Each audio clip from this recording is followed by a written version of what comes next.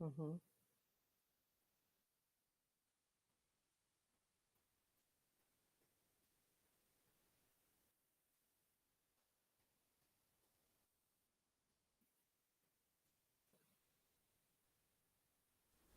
Hello, everybody, and welcome to Conversations with Catholics. Today, I am joined by Debbie. Debbie is a new-ish convert to the faith, but I'm going to let Debbie tell you all of that. Uh, and we're going to cover like a wide variety of topics, I think, today, or as many as we can, at least. Everything from prosperity to a timely topic, Our Lady of Mhm. Fatima, since today is the feast day. Yeah. Maybe even some stuff like AI. We're going to see where the conversation takes us. But for now, Debbie, thanks so much for being here. Why don't you tell us a little bit about yourself? Thanks so much for having me. Well, let's see, where should I start? I was probably first catechized by my own child. So I come from an American family. I'm married into a Polish family. Um, but that Polish family is not what I would call practicing Catholic at the time. And as I started to raise my daughter and we were sending her to her first year of kindergarten, which was a public school, and um, it was all on Zoom because of COVID, I started to really question what community meant. And I started to reflect on my life experiences and the people who had most made me feel like I was part of a community. And I realized all of the people I knew who seemed to actually care about me, even more so than my own family, were my Catholic friends. And none of them ever tried to proselytize me. They just always tried to give me really good advice and always made me feel very loved. And so when I felt very alone and isolated during COVID, I found myself really wanting to be a part of a community and to give my child the experience of true friendship. And I'm not sure that everyone understands what friendship means these days. Um, so when I should go back even further, I had her baptized when she was 2 years old. Warning to anybody who's considering baptizing a 2-year-old, it looks a lot more like an exorcism. That's why they do babies. Oh.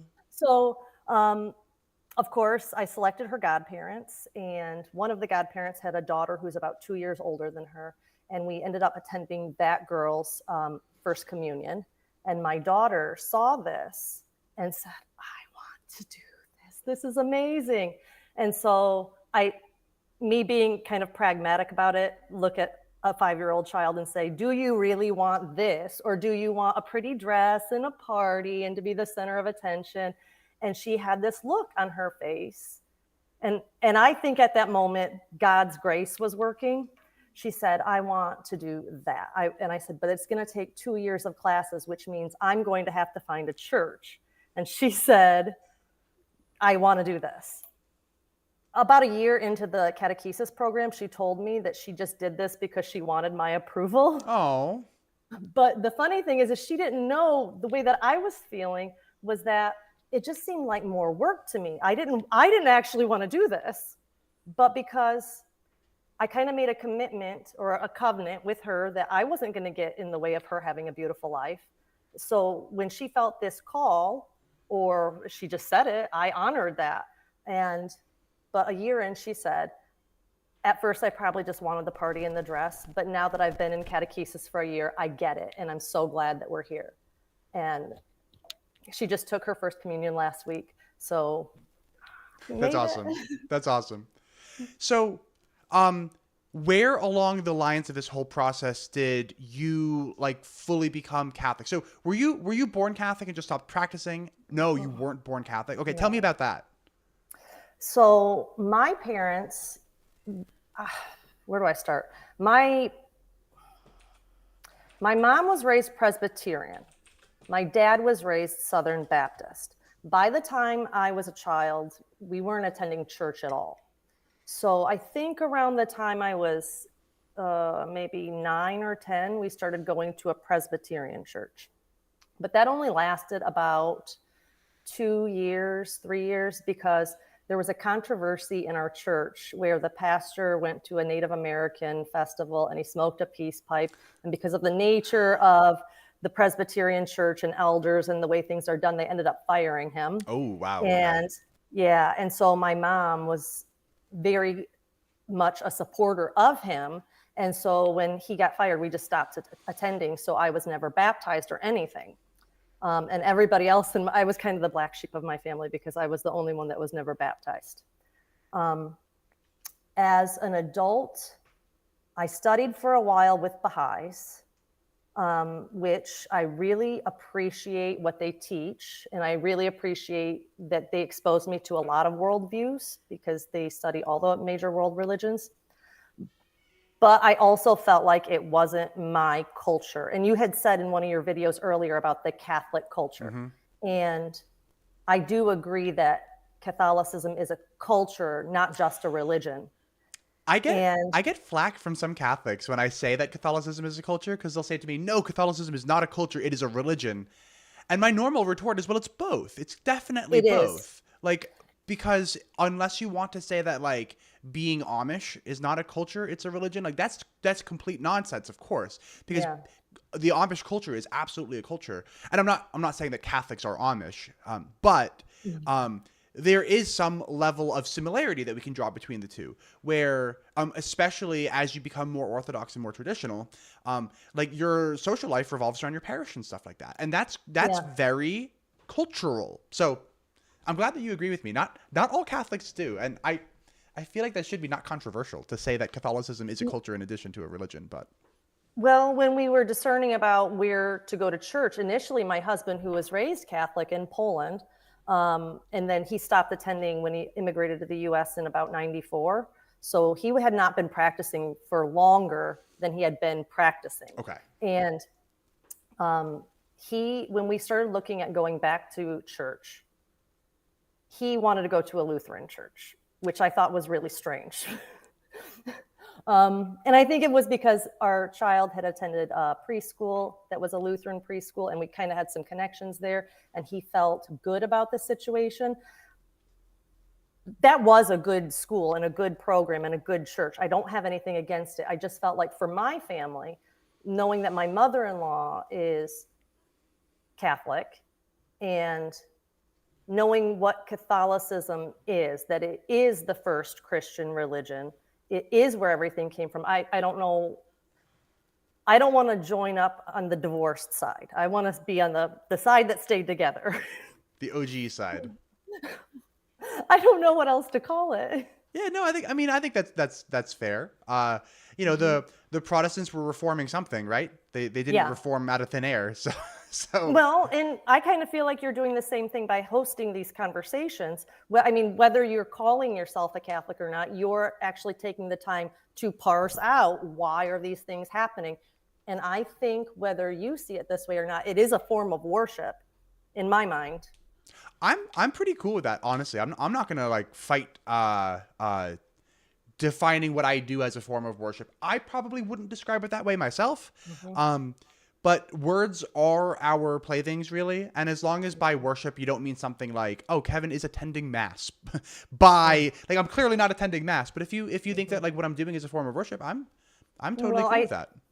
I think you're helping people to think about God and what's important about our lives. And if that's not worship, I mean, I know you're doing this, you say you're doing this primarily for yourself, so it doesn't really matter what other people think, but you're doing this in a way that other people can watch and see if they don't have the courage to do this out loud. Because I do think there's a tendency of either you don't have the time when you would want to have this conversation, maybe nobody's available or their mind isn't in the right place. It takes time to set this up and to organize this. And you're doing this in a public way so that people who maybe would like to have this conversation can feel like they're having it, even if they're not. Yes, and that is exactly why I'm doing this public. So you're right. I have said in the past that I do this for me, and that is true, that primarily I'm doing this for selfish purposes. I am doing this to hold myself accountable so that I force myself to do exactly what we're doing right now by having this conversation. But I could do this privately just by trying to like email people out of the blue and be like, hey, do you want to talk about religion? That probably wouldn't be super effective. But then there is an altruistic part of it where I do want to serve other people through these conversations if they're open to being served through these conversations. But I also, if nobody winds up watching, then I'm also at peace with that. But people are watching. What's up, Daniel? Daniel is a Catholic with whom I've had fantastic conversations. And I almost think of Daniel as like a theologian just because of how many books he's read, and he's turned me on to some really cool like Vatican II stuff that I just had never really like looked into before, partially because of my upbringing. Also, we've got Rosemary in the audience. What's up, Rosemary? But okay, so with that kind of background stuff out of the way, I'm wondering if you wanted to pick. Hey, Jason. Hey, Ryan. We've got a couple people saying hi. There it is. Okay. With the background stuff out of the way, I'm wondering if you wanted to go into one area or the other. We talked about a couple things. We talked a little bit about like prosperity. We talked a little bit about Fatima. We talked a little bit about like miracles at large. We talked about Sokolka a little bit over email. We talked even about AI. Did you want to start in one place or the other? Oh, I'm kind of scattered on all over the page. So Okay. Okay. What's most interesting to you? You know, the email. Make the audience pick. Let's do. What do you guys want to talk about? Yeah. You guys decide. What should we do? But while they're deciding, because there is like a 20-second delay or something, why don't we talk about Fatima for a second? I think that's kind of interesting. And I think that my views on Fatima might annoy everybody. Like not just the skeptics and not just the religious folks. I think that my views on Fatima are going to annoy everybody. So, let me kind of start off with like an overview of events to make sure that like you and I agree on what really did happen, and then we can kind of take it from there. So, on the day that the sun danced, we have a group of thousands of people who Ryan has spoken. Fatima, it is. Come on, why is that not popping up? There it is. Fatima, it is. Thank you, Ryan.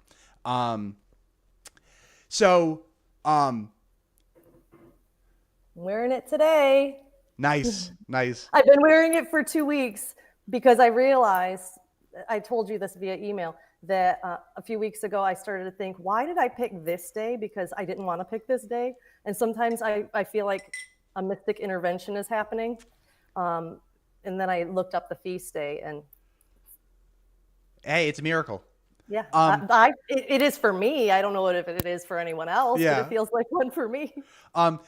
Jelly Bean, we're going to get there to Catholic prosperity. Maybe. We'll see. I think we'll get there. But we're going to start with Fatima, and then we're going to go back to Catholic prosperity in a little bit, I think. So let me kind of lay out the events as I see it, and then I'm going to ask you to comment just on the events as I see it before we even get into like, how did this happen? So we have, on the day of the sun danced, we have crowds, a crowd of thousands of people.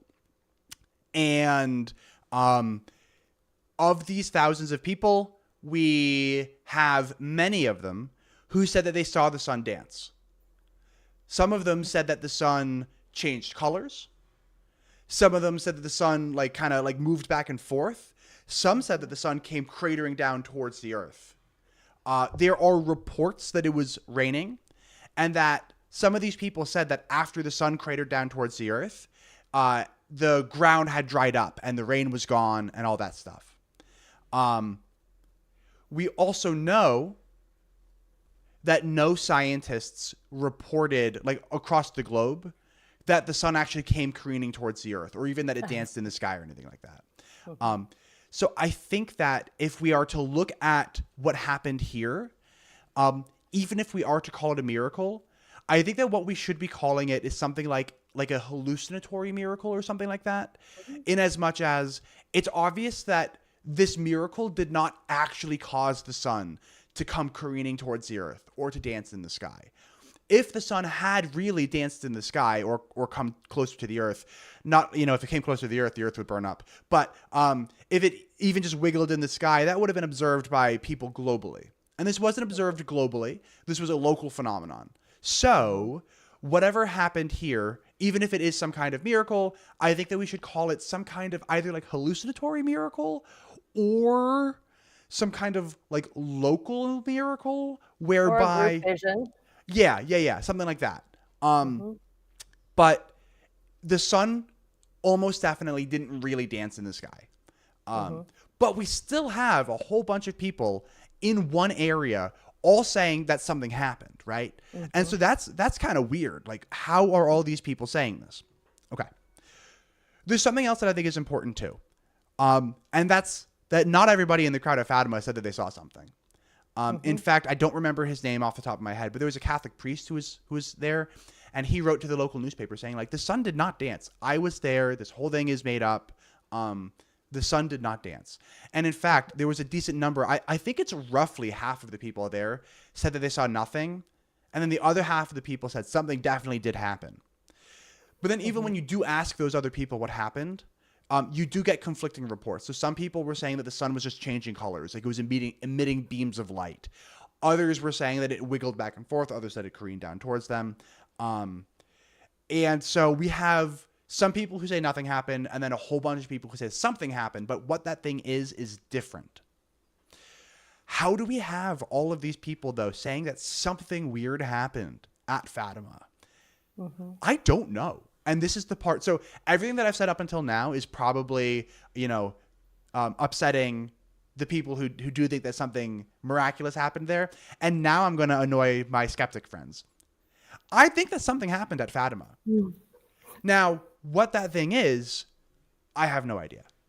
But whatever it was, could it have been some kind of like natural phenomenon in which like the sun was shining through the clouds at just the right? Maybe that kind of seems implausible to me. Or solar flares. Solar flares, that's possible too. Implausible maybe, but possible.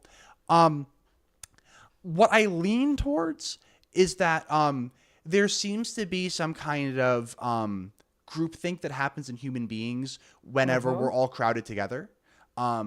So if one person starts like freaking out in the middle of a crowd, multiple people might start freaking out, and it kind of spreads like a contagion. This is more or less well studied, and we can think about things like the Salem witch trials as something kind of like crazy, where you have like whole groups of people all coming to the same conclusion, like, yes, I saw you practicing witchcraft, when that person was never practicing witchcraft. So just the problems with human cognition kind of leave me downstream without a paddle, more or less. I think that the human brain is this really weird thing that can play tricks on you. I think that staring at the sun can play tricks on you too. So if you were there staring at the sun all day, everybody had heat stroke, and right? maybe hypothermia at the same time from the rain. And I mean, if you were staring at the sun, even without things like heat stroke, just plain old staring at the sun can cause like optical illusions because you don't stare at the sun. You know what I mean? So what happened at Fatima? I don't know. It's super weird that like I think it is. So obviously this happened 105 years ago or whatever it was. So we don't have like audio recordings from people or anything. All that we have is like newspapers that say that these news reporters interviewed people there, and this is what they told us that they saw. So that's the level of evidence that we have. But we still have like dozens and dozens and dozens of people giving interviews to the local newspapers saying that they saw some crazy stuff happening. And I don't have a good explanation for that. Well, I guess I'm more interested in the shepherd children than the sun. Oh, what do you... So I just think it's amazing that 3 kids got together, and they were working children, and they weren't exactly educated children, and they created, what would you call it, a viral message? Yeah. And they gathered, what, 70,000 people together? Yeah. On one day. I couldn't do that. You haven't done it yet, Kevin, and No. you're a pretty talented guy. So you could say it's the boy who cried wolf story, but it wasn't a lie to get a type of fear to happen. I think these kids saw something. I don't know what the rest of the crowd saw. I don't think God necessarily speaks to crowds of people, but I do think if you listen very quietly, he does have a way of trying to show things to people who are receptive. And I think children happen to be a lot more receptive than adults are. It's my opinion. It's my observation. Um, so I'm more interested in what these children said that they heard and saw than what all the other people who wanted to believe say. Yeah, yeah. And so about the kids specifically, I guess.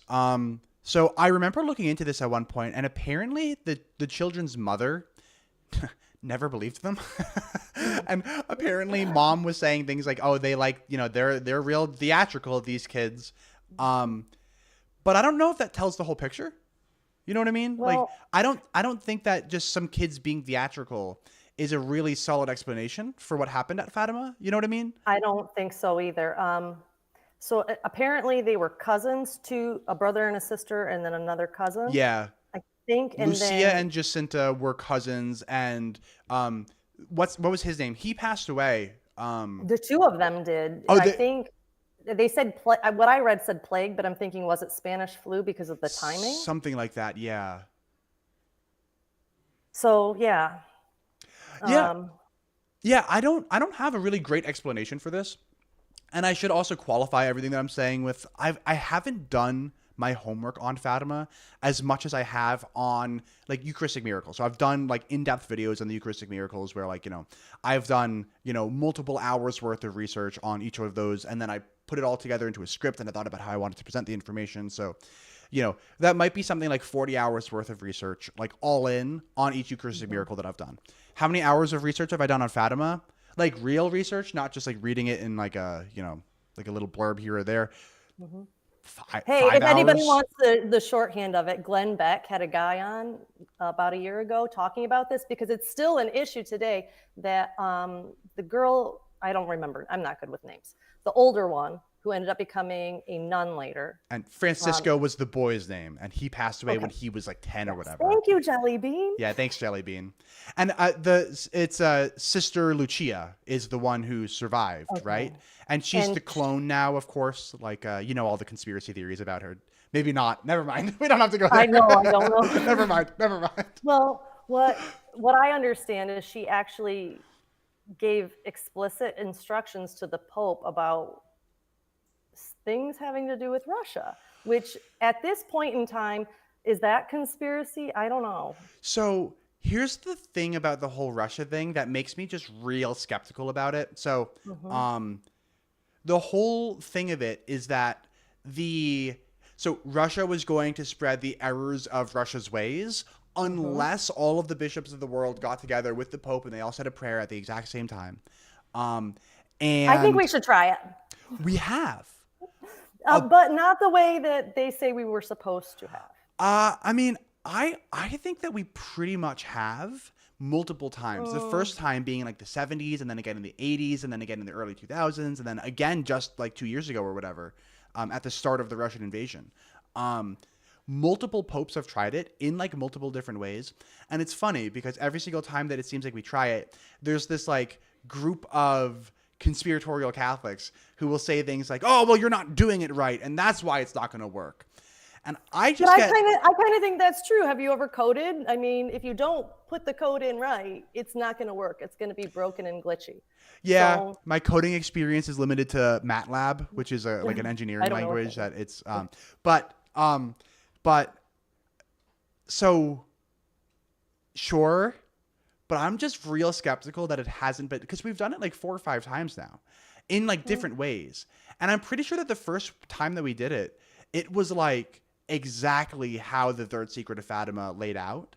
but just out of your personal experience, have you ever tried something and then you try it again and then you try it again, and maybe the first 3 times it wasn't really what you thought it should be, but by the 4th time or by the 5th time or one of these experiences you had, like maybe girlfriends, maybe you had more than one. I don't know. I married my first girlfriend, my high school sweetheart. So I have no experience in, You've never in that made a field. mistake, so you don't know. Well, something that came to mind was that we have a finicky garage door opener, and I'll plug in the code and it doesn't work. I plug in the exact same code and it doesn't work. I plug in the exact same code and then it works. And I'm like, what did I do different this time? Nothing. But then it works. So that's something. And then I've also done things like where I'm trying to solve some kind of like like a math problem for homework, and I know what the answer is supposed to be. I'm not getting it. I'm not getting it. I'm making these tiny little tweaks, and then eventually I get it. So I do know what you're getting at, even if the dating thing doesn't really work for me. I still know what you're getting at. I think we should try again. I think we should keep trying until it works. What's up, Native Atheist?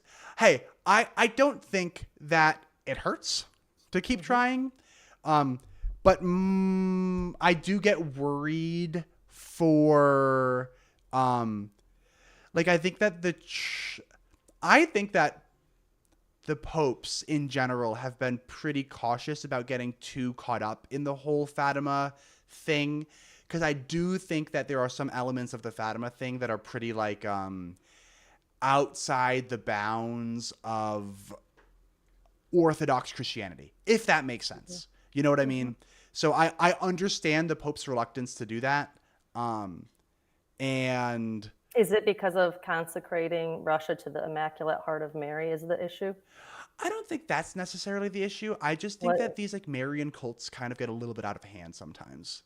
I don't know what that means. So like a Marian cult would just be like, you know, there's a cult of Our Lady of Fatima, and by cult I don't mean something like specific. I just mean like a culture, short for cult. Yeah, but or long for cult. You'll run into some Catholics who like their entire Catholicism is based around Fatima. Like they don't ever read the Bible. All they do is read about Fatima. Like I've met people like this, and these are the same people who. There's all these crazy conspiracy theories about how the original Sister Lucia died in the 70s, but was replaced with a lookalike. And that's why all of the attempts like haven't worked, because she's been lying to the Vatican and like all this like crazy stuff. And so like for some people, their entire Catholicism becomes Fatima instead of focusing on Jesus and the message of the Gospels and the Bible. And so I think that the popes in general have been like, I don't know how much we should be stoking the flames of Fatima, if that makes sense. Kind of, but you know, with things that are going on in Russia and Ukraine right now, I won't pretend that I'm not nervous about this, because we do have significant destructive powers at this point. And I grew up in the 80s, so the Cold War was always a thing, and apparently one of the best attempts was by John Paul in '84, but it's not over yet, is it? And at that time it was the USSR, so Russia's back, and I can't help but think that the specificity of saying what was it, the ways of Russia? Yeah, what like Russia will spread the errors of her ways, or something like that. And what would you think that means? Oh, I think that was entirely about the Bolshevik Revolution of 1917, because the Bolshevik Revolution was like in the newspapers at the time that Fatima was like happening. So I think that it was entirely about like the rise of communism. So. And what do you think about today, right now? Do you feel like communism is an issue at all, or is it completely at bay, or that we're finally going to do it right this time? No, I don't think that communism is as big of a threat in some ways today as it was in 1917, and even in like the 80s and stuff like that. And the reason I say that is because I think that we've seen the fruits of communism, right? Like I think that the collapse of the USSR was pretty much like the dying throes of communism in the United States. Like I am not at all worried that communism will become like a real force in the United States. I disagree. So you and I might disagree on what communism is. Okay. But when I'm talking about communism, I'm talking about like collective ownership of companies and things like that. So collective ownership at large. I see it as a centralized form of thought control. Okay. So could communism then kind of exist in like a, so would you call the Nazis communists then? Because the Nazis authoritarians for sure. Yeah. And how would you differentiate between like authoritarianism at large and communism? Oh, this is my husband's main topic, and I sent him out of the house. But That's okay. That's okay. I have to have a conversation. Somebody's got to keep the kid entertained. Oh. And maybe I think authoritarianism and communism are both about distilling power into the hands of few and to oppress individuality. And for me, the most rebellious thing that I feel like I could do right now is to say, Jesus, I love you and I worship you and I'm on your side because he is the protector of freedom and individuality. He says each of us have a right to be here. We're each created in his image. And I think a lot of people don't want us to be who we are. Uh, They want us to be who they need us to be for their purposes. Let me start with just a note of agreement with you. I think that like Christianity at large and like the message of the gospel is pretty much like inherently incompatible with communism. So Yeah. complete agreement with you there. Now, where I'm gonna offer just like a little bit of pushback, I think, is I think that communism is a word that actually has like a different meaning than the way that you may have just described it. Okay. Communism does, in practice, often devolve into what you explained. However, I think that that's not strictly speaking what communism is. I think that like a pretty strictly speaking definition of communism could be something just like collective ownership of the means of production. That's an economic version of communism. Yeah. And so I don't think that communism is inherently authoritarian, even though So now I'm curious though. You've heard all the stuff that's going on with diversity, equity, and inclusion, and what do you think that means when people are looking for reparations and things like that? What you don't think that's an economic version of communism? no. So I wouldn't call that communism because like the free market system, like the fact that like I can and I do buy stocks. That is like the opposite of communism, right? Like the idea that an individual can buy stock in a company is the antithesis of communism. So putting reparations into the like having reparations within a free market system to me is What about redistribution of wealth? Because if we're paying taxes on those profits of the stocks that we own, I still and wouldn't. then that, you don't just socialism. So that's Yeah, I would call that socialism, but not communism. okay. Yeah. Because if we have and Daniel asks, are we talking about ideology here? Yeah, we very well might be kind of blurring the lines between like systems of like government, systems of economy, and then like ideology. So perhaps we're just not doing this conversation justice. That's true. I'm not by any means an expert. All Me I neither. know is that, I feel like as a parent, I don't want the school to replace my values with their pre-approved values. Yeah, and I And I I don't. have to pay for that tax system. And if I want to pull my kid out of that system to teach her what I would like her to learn, there's no reimbursement. There's no funding for my school of choice. Yeah. I would like if I could wave a magic wand and change a lot of things about the public education system in this country, I would.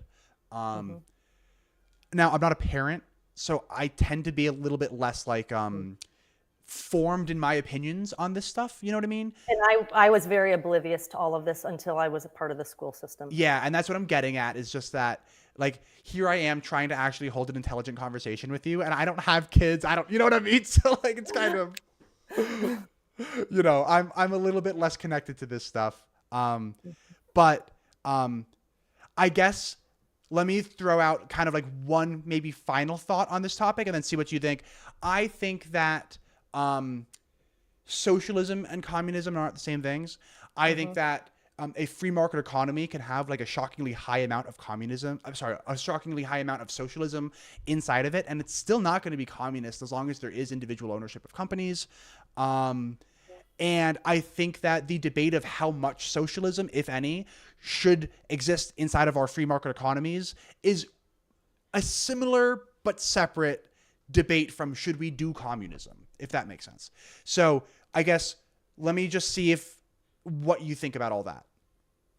Well, My husband, I'm going to try to quote him. I'm not going to put words in his mouth, but what he regularly says is he lumps it all together under collectivism. So that as opposed to individualism. And we do need to have a balance, but the right balance is that the collective group always has to be by choice. You should never force somebody to be a part of a collective that they don't want to be a part of, including Catholicism. So Catholicism, in a way, isn't a collective. You're coming together and forming a community, and nobody is holding a gun to my head and telling me I have to go to church. Nobody's sending me a bill for my membership in the church. Yeah. There is no, it's completely self-directed. And that's the only version of collectivism that actually works. All the other ones that impose are seeking to take away your control to distribute it to somebody else who knows better. Yeah. My only thought here is that I certainly fall way more on the individualism side of the spectrum versus the collectivism side of the spectrum. Probably not surprising for somebody who left organized religion. I feel like the people who wind up leaving religions like this are probably more on the individualistic side, because I think that if you're the kind of person who's just very collectivist minded, you're not going to leave the community probably. I don't know. Maybe I'm not right there, but or maybe just accepting. Yeah. And then Native, I'm not sure exactly what this is in reference to. Isn't ideology always on the table? Yeah, I guess I just don't know exactly what you're asking, but feel free to clarify in the sidebar there. I was wondering if you wanted to move on to, did you want to do any kind of Catholic prosperity stuff?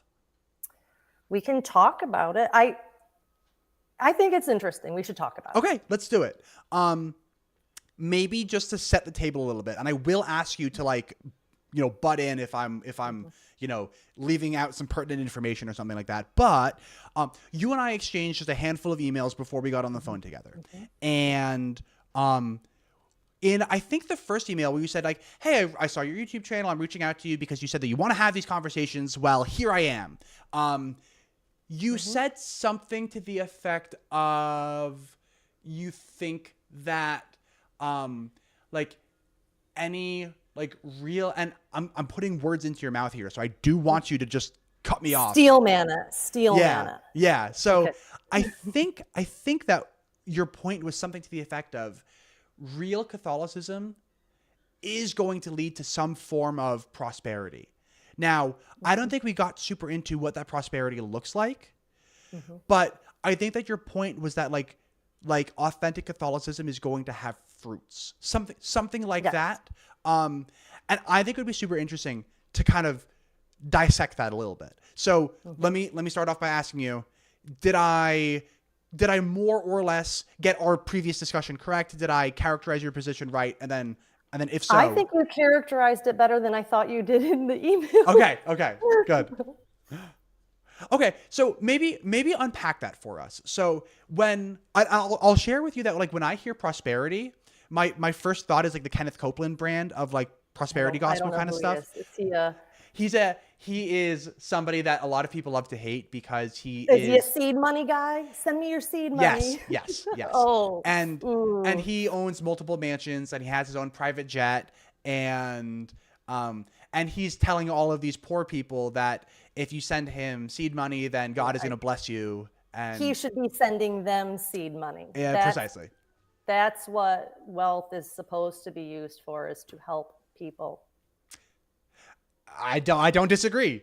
But if you make a lot of good decisions, you can have enough wealth to actually help people. But if you don't make good decisions, you end up being the needer of the help.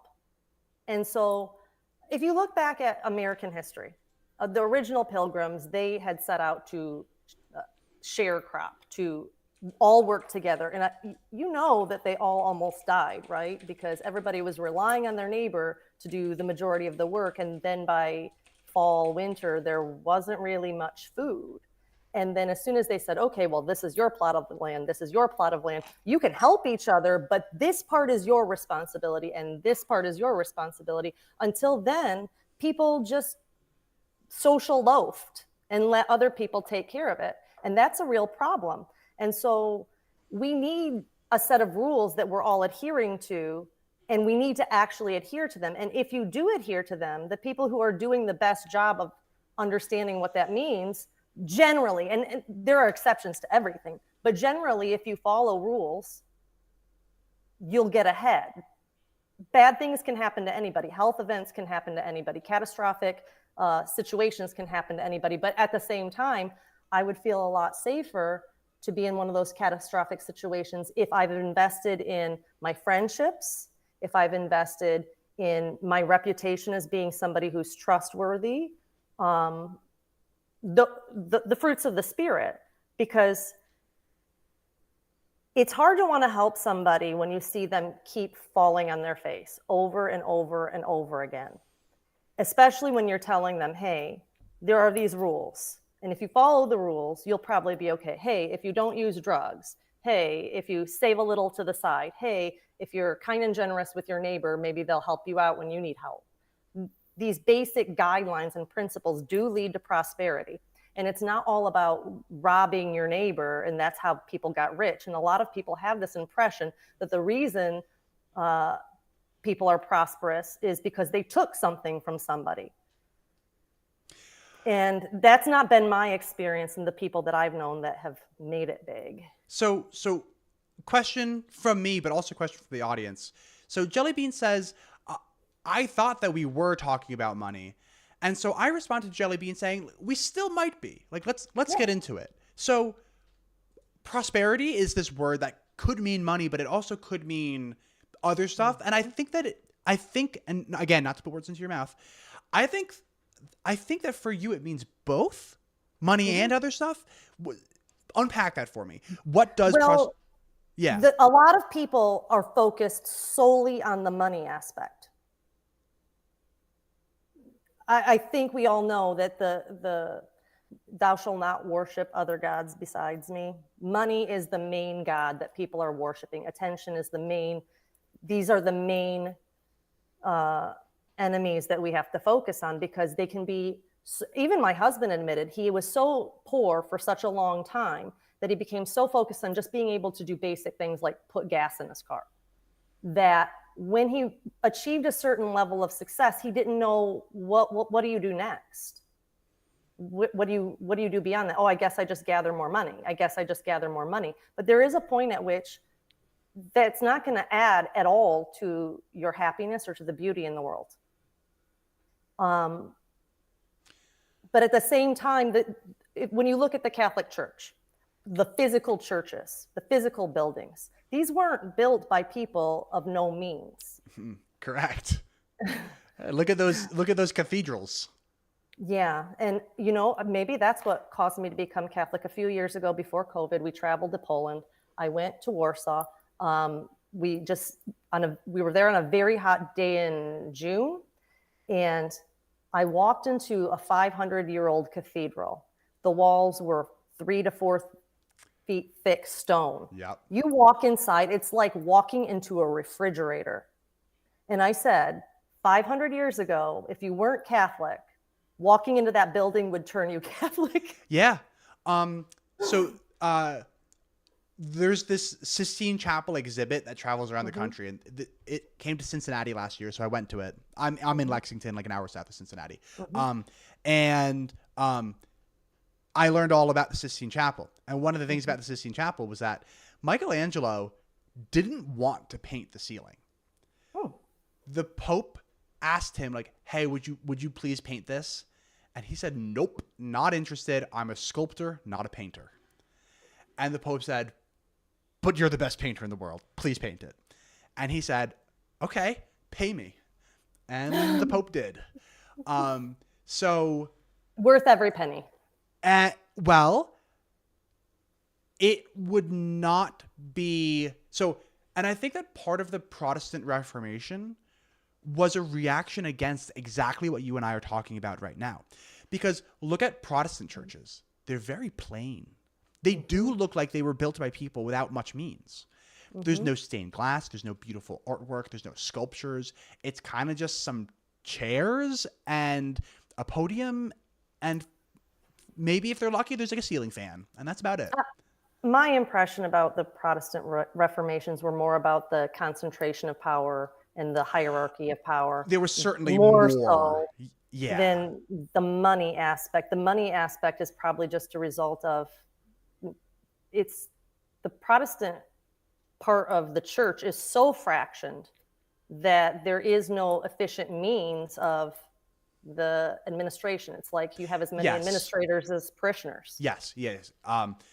Certainly the Protestant Reformation was about more than just like spending money on churches. Certainly, Hmm. but I do think that that was one part of it. I think that there was this reaction against the like luxury, I guess, of or the I don't know what the right word is, but there was some kind of reaction against the idea of spending money on churches, I think. I'm glad that they did it because I get to enjoy them today. And that You're was like, here, 500 years ago. yeah, yeah. Still So creating beauty 500 years later. I've got a pointed question for you. Would you expect a faithful Catholic, an Orthodox faithful Catholic, Mhm. to be rewarded um, with money in this life? So, would you expect that one of the fruits of Catholicism is financial prosperity? It depends. Everybody has different things that they're trying to achieve.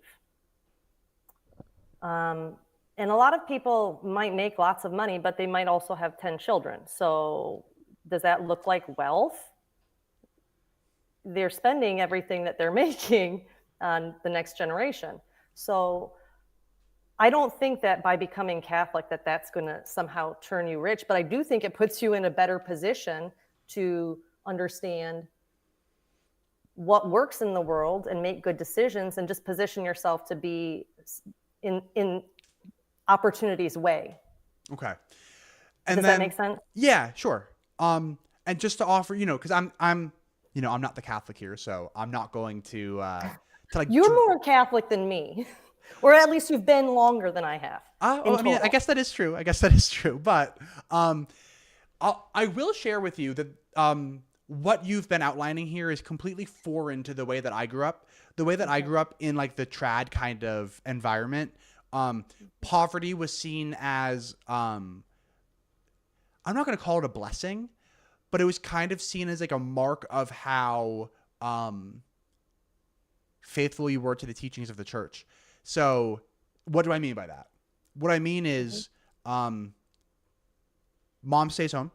Mom doesn't work, right? Mhm. Mom raises the 10 kids. So dad goes out and works. But it's just really hard in today's day and age to support 10 kids and a wife on one salary. And then in particular, there was perhaps a little bit of an anti-college sentiment in the trad movement, not necessarily anti like engineering school necessarily, but Mhm. I do feel like there were lawyers. I don't know if there was any doctors there, but perhaps a little bit of an anti-college sentiment mixed with this idea that mom stays home and you should have as many kids as possible winds up just kind of creating people who just don't have a whole lot of money to save for retirement. So you don't have these people who are saving any money for a rainy day. They're spending all of their money just to raise their family. But this was viewed as a good thing. And then oftentimes too, whenever there was excess money, it was like, okay, give that money to the church. Like, oh, you don't need it to survive? That's fine. You don't need to go on vacation. Give it to the church. Mhm. And poverty was almost seen as like a mark of your orthodoxy, I suppose. And there were plenty of like stories from the New Testament that were kind of used to back this up. So there are multiple points in the New Testament where Jesus will say something like "Blessed are the poor," um, stuff along the lines of like leave all of your possessions and follow me. Mhm. Um, just the idea that Paul himself was like literally like a traveling beggar, more or less. Like he was a man who came from like he was a Pharisee at one point. So he came from some kind of wealthy family, or at least wealthy enough to Mhm. become a high ranking. And that's the key. I think that's the key. Coming from wealth versus creating wealth. Well, I think I don't think Paul created like any wealth. I think that Paul Hmm. came from wealth, gave it all away, and became this traveling preacher who like didn't have a home. He just kind of like went from city to city to city, like spreading the good news. Hmm. And that's it. Like he didn't have earthly possessions Hmm. at all. Uh and so all of this kind of um created an air of like poverty is good almost in oh, and then coupled with the famous it's harder for a rich man to get to heaven than it would be for a camel to go through the eye of the needle. Hmm. Now we were taught that the eye of the needle wasn't literally the eye of a needle. It was actually a gate in the like it was like a small gate in Jerusalem or something where like Hmm. it was this gate was only designed to be like one person wide, and the reason why it was designed to only be one person wide is because it was like a fortification, so that like if you had to defend that point, it would be easy for you to like take your spear and just like keep people out. But like Hmm. theoretically, it is possible to get a camel through there if it was like a smaller camel, or if the camel like really squeezed. But so I hope my cat made it. yeah, but all of this seems like at least at the face of it opposed to this idea of prosperity. So how do you make those ideas work? Are you attached to your things more than you're attached to God? That's the question for you. I don't think God asked me to give up things, but if there's a need, if there's a need that I need to choose, that this person needs help or I get to go on vacation, which one am I going to choose? I'm going to choose to help the person that Okay. needs something. Okay. Now, does that mean I'm going to help every single person? No, because I don't know every single person. And And you the don't thing have about enough money to community help is, every single and I, person. yes, You can't. Elon, why aren't you doing your job? No, I'm Yeah. just, but seriously, people do come to people like Elon Musk and say, you should be, instead of buying Twitter, you should be feeding the world. But it doesn't work that way. We have to all know how to take care of ourselves to a degree. And so my wealth that I try to share most is my time. So I don't know if we talked about this at all, but when I took my kid out of school, we looked at a private school, and my husband was leaning that way because he wanted me to continue to work. And I said, I don't think I can do this. So we joined a homeschool group, a Catholic homeschool group. And I still work, but it's a very unusual way of working. And I'm very grateful that God has, maybe not God, but man has created a system that we can now be at home and be with our children. It's very hard, but I agree with the idea that being home with your kids as much as possible is important because you only have so much time with them, and then you turn them loose. My mom was a stay-at-home mom. My So mom was too, and I come to find out years later, her mother, my mother's mother, on her deathbed converted to Catholicism. huh. So I think there might have been some values put into my mom by her mother that were more Catholic leaning. But at the same time, Mom, I love you. But she said a lot of very disrespectful things about Catholics, like, oh, you can do whatever you want, and then you just go to confession because that's how it works. Yeah, that's not quite right. That's not how it works. Yeah, that's not how it works. Mhm. I want to just highlight some comments from Rosemary real quick.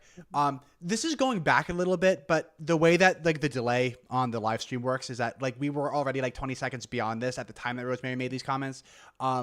But Rosemary is saying that the rise of capitalism and Calvinism is kind of a rejection of Catholicism, and Rosemary recommends The Protestant Ethic and the Spirit of Capitalism over the Epoch Philosophy for a nice summary in 20 minutes. So I guess that's like a video that we could probably look up on YouTube. So thanks for the Definitely. resource, Rosemary. We've got a little bit of time left, not a whole lot. One of the other topics that you mentioned that really piqued my interest in the email was you said we could even talk about AI, and I'm not sure where you wanted to go with AI, but I just want to know what you think about it because I'm kind of terrified, but also kind of excited. I don't know what to make of it. I hear people on both sides that are thinking, "Oh wow, AI is going to help us with so many things," and then other people saying this is the end of civilization. yeah. So And I I think it depends on how much we participate. Good people, not just people who want to control.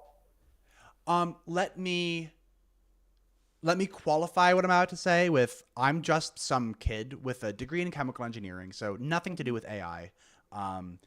I've never worked with AI. I don't Have you know. tried it? Did you try Yes. ChatGPT? Okay, Yes. what'd you think of it? Um, cool, but also not perfect, not even close. Yeah. So, you could probably see the Which guitars, version did you try, the ChatGPT 3 or the new one? the new one. I only started messing with it like last week. Um, Okay. but you could probably see behind me some guitars and stuff. I'm into music. I'm into music theory. I asked ChatGPT to write me um, a chord progression that used secondary dominance. Okay. And so it wrote me a chord progression in the key of C without any secondary dominance. But then it just told me that like the standard 5 chord in the key of C was a secondary dominant. And so then I told ChatGPT, that's not correct. That's just a dominant. That's not a secondary dominant. And ChatGPT was like, "Oh, you're right. I'm so sorry. Here's a different chord progression with secondary dominance." And they just And wrote me still that's wrong. why you need, but that's why you need, I feel that if we want AI to work, people who know their stuff, it's just like parenting. You can't like leave your child with Yeah. somebody and expect them to know all the things that they should know. If people who know something don't spend any amount of time on these artificial intelligences as they're growing, Here's ignorant AI with this type of authority and spread could be very dangerous. yeah. And so I feel like we collectively have a shared child now, and we have to spend Yeah. time with our shared child. Um and then here's something a little weird that I'm going to say about AI is that I don't think that we have a whole lot to be worried about with AI. In particular, I'm talking about like people will talk about like AI getting just emotions at all. I don't think So, that AI will ever have emotions unless we decide to give them emotions. And what I mean by that is this. Um, it appears to me like consciousness is a spectrum, like most things are. Um, and this seems to me to be fairly obvious because like a human baby isn't as conscious as a human adult, but that human baby is way more conscious than a worm. Now, if we've got like adult gorillas and like 7-year-old children, human children, they seem to be fairly like similar in their levels of like consciousness. And there's different ways to quantify this, right? Like there's the mirror test where we put a mirror out in the wild and we see if an animal actually recognizes itself. So if an animal has self-perception, that's one way that we quantify your level of consciousness. So there's different ways that we could do this. But I don't think that there's anything inherent in consciousness that would necessitate emotion. And what I mean by that is something like this. There are humans without emotions. Psychopaths, or some of them, but also in like the Buddhist traditions, there's like enlightenment where apparently these monks are able to like get to the point where they just don't really have emotions anymore. So if you asked, like, do you want something to the Buddhist monk, they'd be like, no, like I don't want anything anymore. Like I don't want. And so I don't think that AI currently wants. I don't think it me wants either. anything. And I don't think that it ever will want anything unless we program it to want something, if that makes sense. So, and I just don't think that we're going to do that. Like, I think that AI is going to be fancy Google in as much as it's going to be a way for us to collate all the information that we've gathered. Also, I think it'll be able to make connections and like generate new information for us. But like, I don't think it's going to be as scary as some of the doomsday people are saying. And I also don't think it's going to take all of our jobs because we've gone through this so many times now. Like pre-industrial revolution, we were all worried about the machines taking all of our jobs, but also pre-industrial revolution, something like 70% of the human species worked in agriculture. And now it's like 7%. Like it's dropped by like a factor of 10 or whatever. Like it's crazy. We don't need that many people to work in agriculture. And that has freed up our time to work on other things that have let us get to the point where we can focus on AI. So AI probably will take away some jobs, super menial jobs that other people don't actually get any enjoyment out of doing. But I think that those things that we do enjoy doing, we're just not going to let AI take those jobs. Why? Because we enjoy doing those things. And the things that AI does take away, like I can think of like writing an instruction manual. Writing an instruction manual is probably not a super fulfilling job. And if we could train an AI to write instruction manuals for us, awesome. Nobody has to write instruction manuals anymore. Also, But people would need to test them to make sure that the instructions actually work. Sure, but if we used to need two people, one to write it and one to test it, now we only need one to do the testing. So maybe that eliminates half of the people. One to retrain it if it doesn't know, if like what you were doing, spending time with the AI and your chord progressions and secondary chord progressions, you had to actually teach it what it didn't know. Yeah, that too. So I think that all of that stuff points us to, I don't think that AI, like I think that AI will take some jobs, but I think that we will make new jobs in fields that don't even exist yet. In the same way that somebody in the 1860s couldn't imagine a world where we had an AI engineer is a job. They would be like, what the heck is an AI engineer? I think that in 2060 or 2160 or whatever, there's going to be jobs that exist that we have no idea. Like if you told us like, oh yeah, you're like this guy's job in the future is going to be a Flurby What's It. We're going to be like, what the heck is a Flurby What's It? I think I'm less concerned about using AI. And what I'm more concerned about is the vulnerability it will create within people, that they feel like they don't need to learn as much or know as much. And then I'm always concerned about war. I don't know if that's something other people are concerned about, but I could see where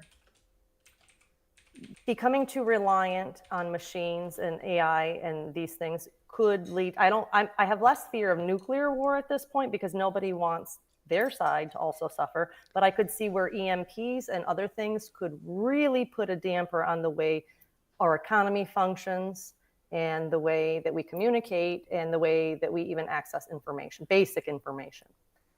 So I'm very concerned about our dependence on the electronic component. Maybe I should have been Amish if I was going to pick a religion, but I don't think my husband would go for that.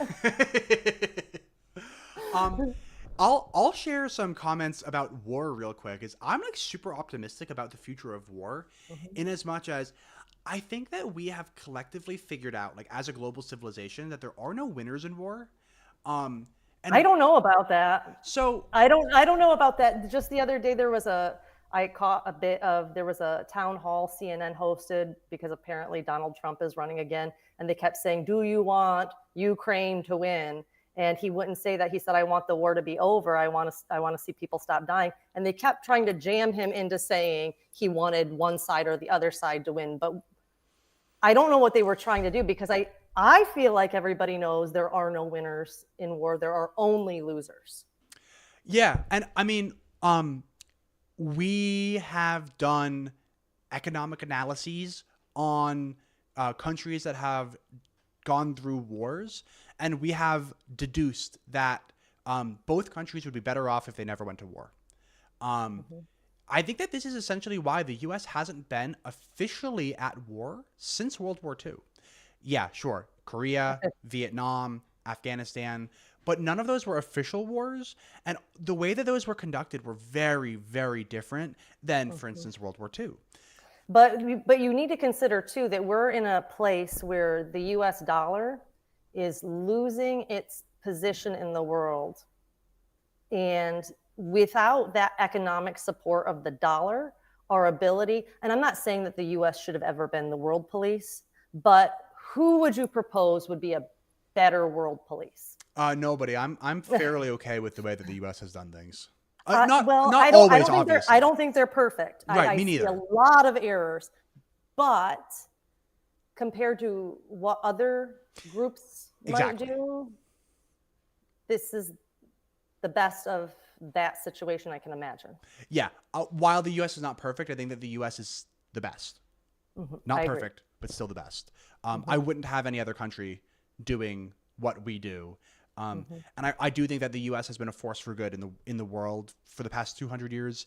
I think that the U.S. has I prevented. feel the same way about the Yeah. Catholic Church. For the record, They I not most perfect, I but mostly do too. I'm really not opposed. So let me see if I can grab a book real quick. It's just I've got my headphones on, so let's see, where is it? I've got my big stack of Catholic books here, and that's only half of it. Oh, here it is. How the Catholic Church Built Western Civilization. I've seen you Yeah. show this one before. Um. I think I might have saw it at the free table at my homeschool group. Oh, cool. Next time I'm going to snag it. Do it. But I really do think that the Catholic Church has been more or less, like, obviously bad things. Everybody agrees that the Catholic Church is not perfect. Catholics agree that the Catholic Church is not perfect. But the founding of the modern hospital system, that was a pretty darn good thing. You know what I mean? I want them to take it back over. Honestly, I would not be opposed. So it would I depend. would go. We have hospitals here where I live that are Catholic hospitals. And they're like But for if profit they're- and stuff, probably. Like, I'm sure they're for profit. I know that they are doing this whole non-gender binary thing now, which I know you're kind of on the side of trans people, and I'm very libertarian as well. But I do think there's this very fine balance of when are you encouraging mental illness versus. I actually don't disagree with you. I feel like the Catholic approach would be to try to help people be okay with whatever their situation in life is, as opposed to thinking that some kind of physical outward in change is going to make you feel more whole. I think connecting with God on a deeper level might help repair some of the damage or whatever the disconnect is. But I don't think God made any mistakes with making you a man. Evan, I'm sorry. I hope you're glad that you're a man. Oh, I'm don't, happy to be a woman. I don't have gender dysphoria. Okay, but, good, good. I firmly believe that people should have the right to do these things as long as they find doctors who are willing to do it. Well, that's my question. Do you think doctors have the right to do it, though? Yes. What I mean, if the patient is willing, then I think and if the patient and the doctor are both so willing, you don't think they're causing any harm with these surgeries? No, they very well might be, but you don't think. I think they're causing quite a bit of harm with these surgeries. But I think that the same thing is true of medicalizing people, making them permanent patients. Yeah. Would you, out of curiosity, do you think people should be able to amputate their functioning arms and legs or have their eyes removed? If they find doctors who are willing to do that, I think so. I'm like pretty libertarian. I'm not that cool. Okay. Here's the thing. I don't think that any doctor. At least not for money. If they wanted to do it pro bono, I could see that. But do you think prostitution should be legal? Yes, I do. Ooh. Yeah, I'm pretty libertarian. Okay. You're more. I always think of myself as being pretty libertarian, but there are things that I think. For society at large, it creates such huge problems that, and this is one of those places where your individual rights versus the community's value, that I feel like some of these things, I used to hate the slippery slope argument, but now I'm kind of, I see it. For the record, I also don't hate the slippery slope argument. I don't think that literally everything should be permissible because, oh no, the slippery slope. But I do think that if things aren't causing, so for the prostitution example, like if everybody in that situation is willing to make this arrangement, I don't think that the government should say you can't do that even though you're willing to. I think that the role of the government is to stop. And what about if the prostitutes are willingly spreading diseases? Where does that should be illegal? cut? That should be illegal because the person who gets this disease wasn't willing to get that disease. Now, if the prostitute's like, you will contract this disease if we make this arrangement, and the person's like, I want this disease, then fine. I don't think that should be, I don't think the government, but I think that the role of the government you'll have the disease of sin. Well, I don't think that the role of the government is to be anybody's, parent. I think that the role of the government is to prevent people from taking away other people's freedoms and stuff like that. So, you would be the government should stop people from doing things against other people's wills. So like if two people make an arrangement to exchange money for favors like that, and then they exchange money for favors, cool. But if no part of that was, by the way, I'm going to give you this crazy disease, I do think that needs to be disclosed. And then if that person still goes ahead with it anyway, fine, you're on your own, buddy. So But do you believe in spiritual disease? no, No. because I'm a naturalist, so Okay. I don't believe in spiritual disease. But if it could be demonstrated, I'd probably be open to it. Jellybean says, at what point does it stop as far as cutting healthy body parts off? Well, I mean, I'm a libertarian, so like if one person found a doctor and was like, "Hey, doctor, I want you to cut my head off." But what if the person's mentally ill? Aren't they? Don't we have? Yes, mental illness, also under the age of 18. Totally cool with that. Like if you're under the age of 18, I don't think that you. Frankly, I'm even okay with like under the age of 22. I don't think that you have fully like I don't think you have the ability to fully consent to something under the age of 18.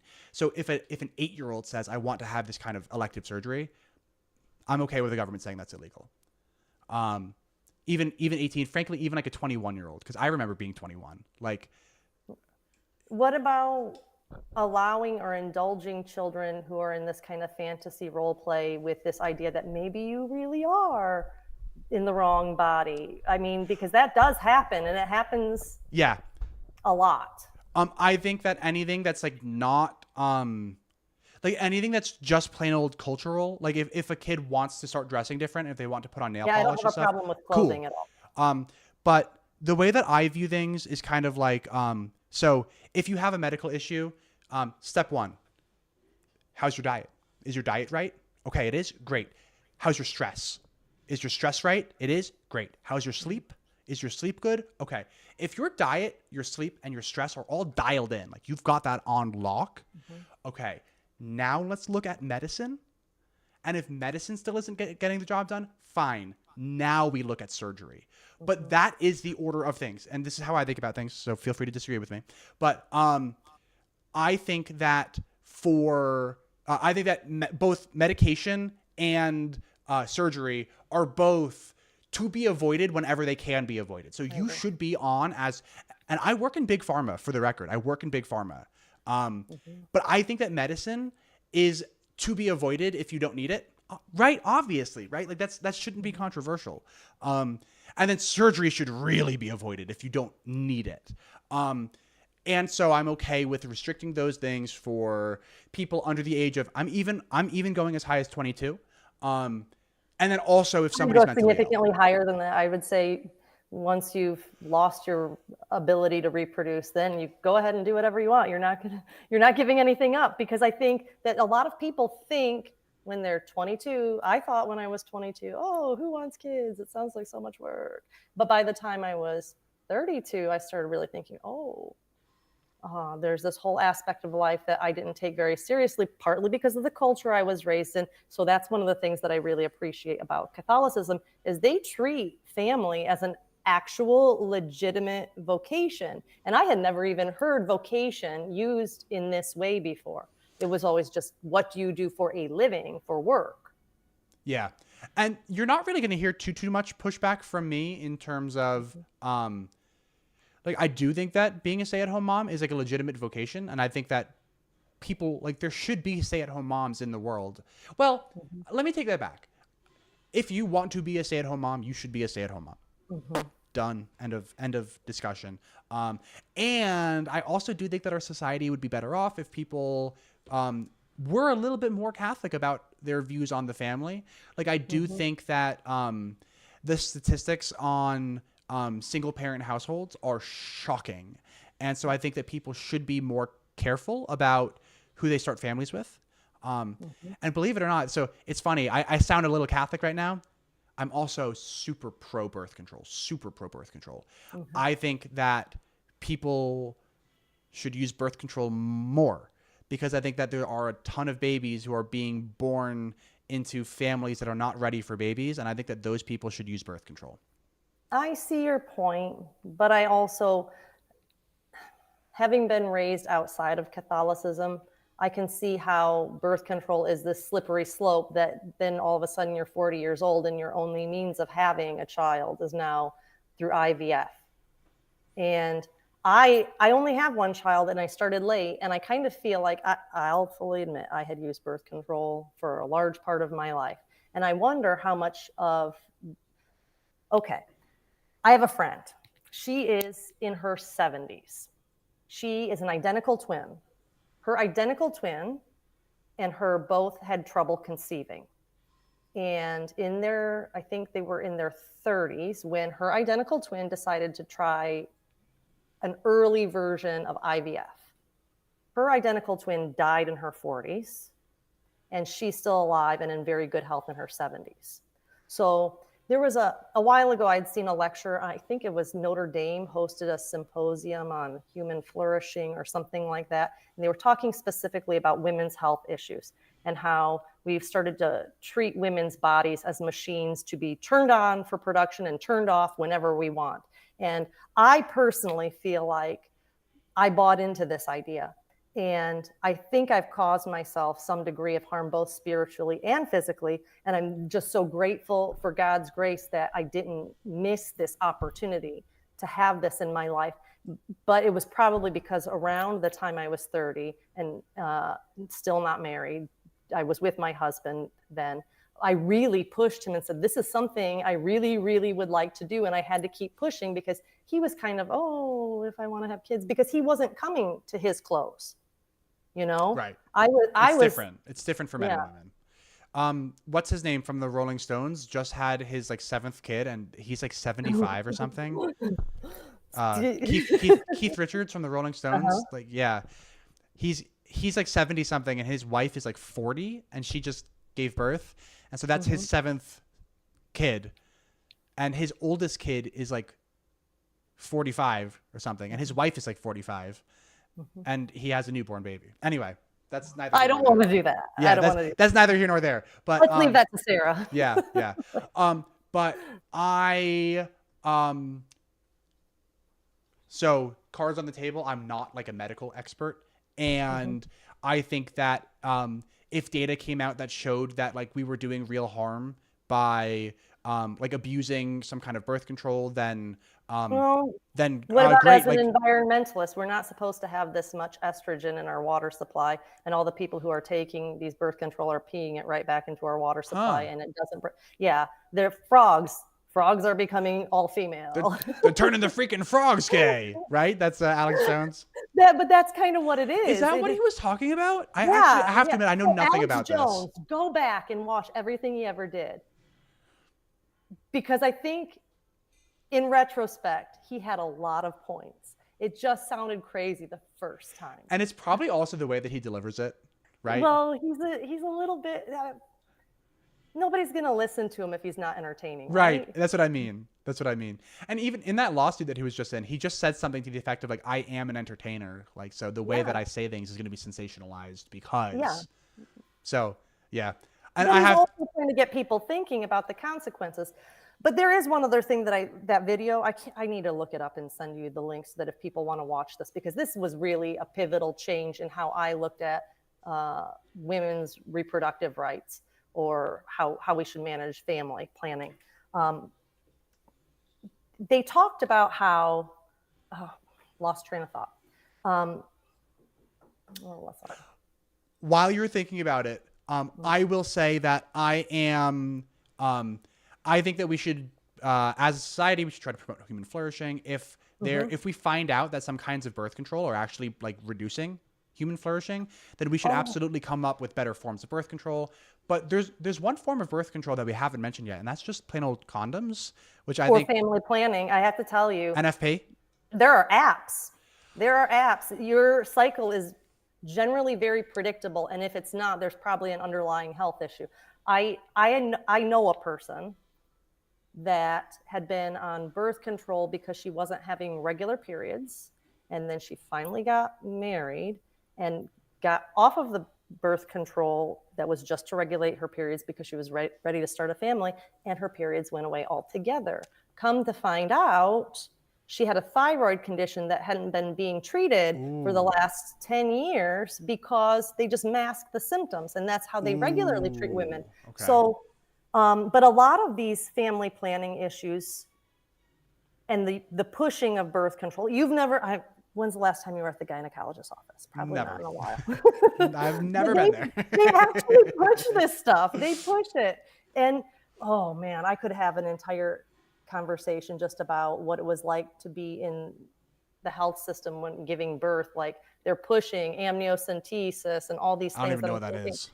Oh, well, I think they're promoting within the hospital systems abortion before your baby's even if you want your baby, they're creating this level of anxiety that there might be something wrong and you don't want a baby with Down syndrome and you need to do all these tests and worry while you're pregnant because that creates health. It's very scary. It's very, very scary. But the thing that I had wanted to say, you reminded me. Good. And then I forgot it again. What did you just say? I'm sorry. All I can say is, it was about if natural interventions, and I don't want to say completely natural, sometimes it's chemical interventions, but it's because there's an actual medical issue causing your infertility. They found that the Catholic method of helping with fertility has a higher success rate and a lower cost than IVF.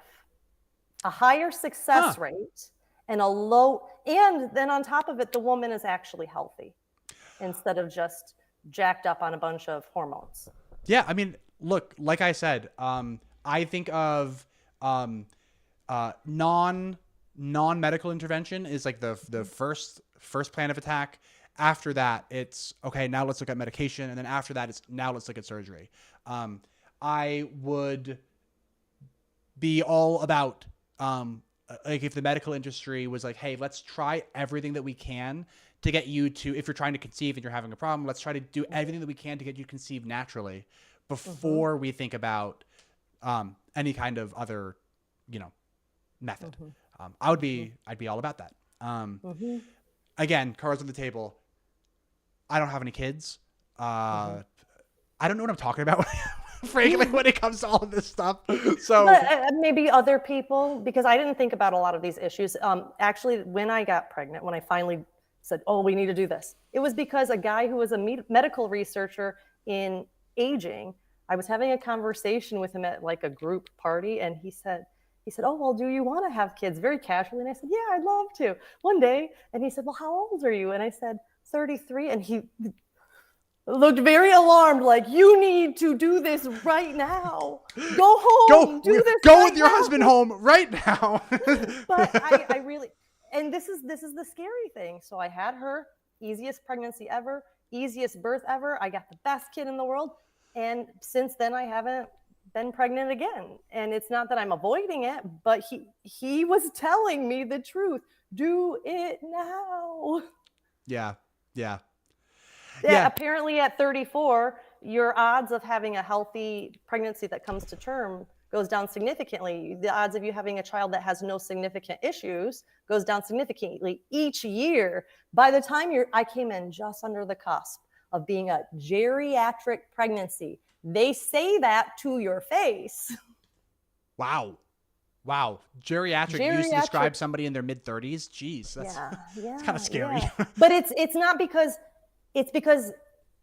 giving birth is a young person's game. Yeah. And at 35, you're not young anymore. Something that I really dislike about the human body is that prime reproduction time for men, I believe, is 19 or something. 19 is when men are the most probable to get somebody pregnant. And for women, it's something it's younger than 19 or something. When you're the most likely to get pregnant is when you're 17 or something like that. And there's all these pious traditions around the age of the Blessed Virgin Mary when she gave birth.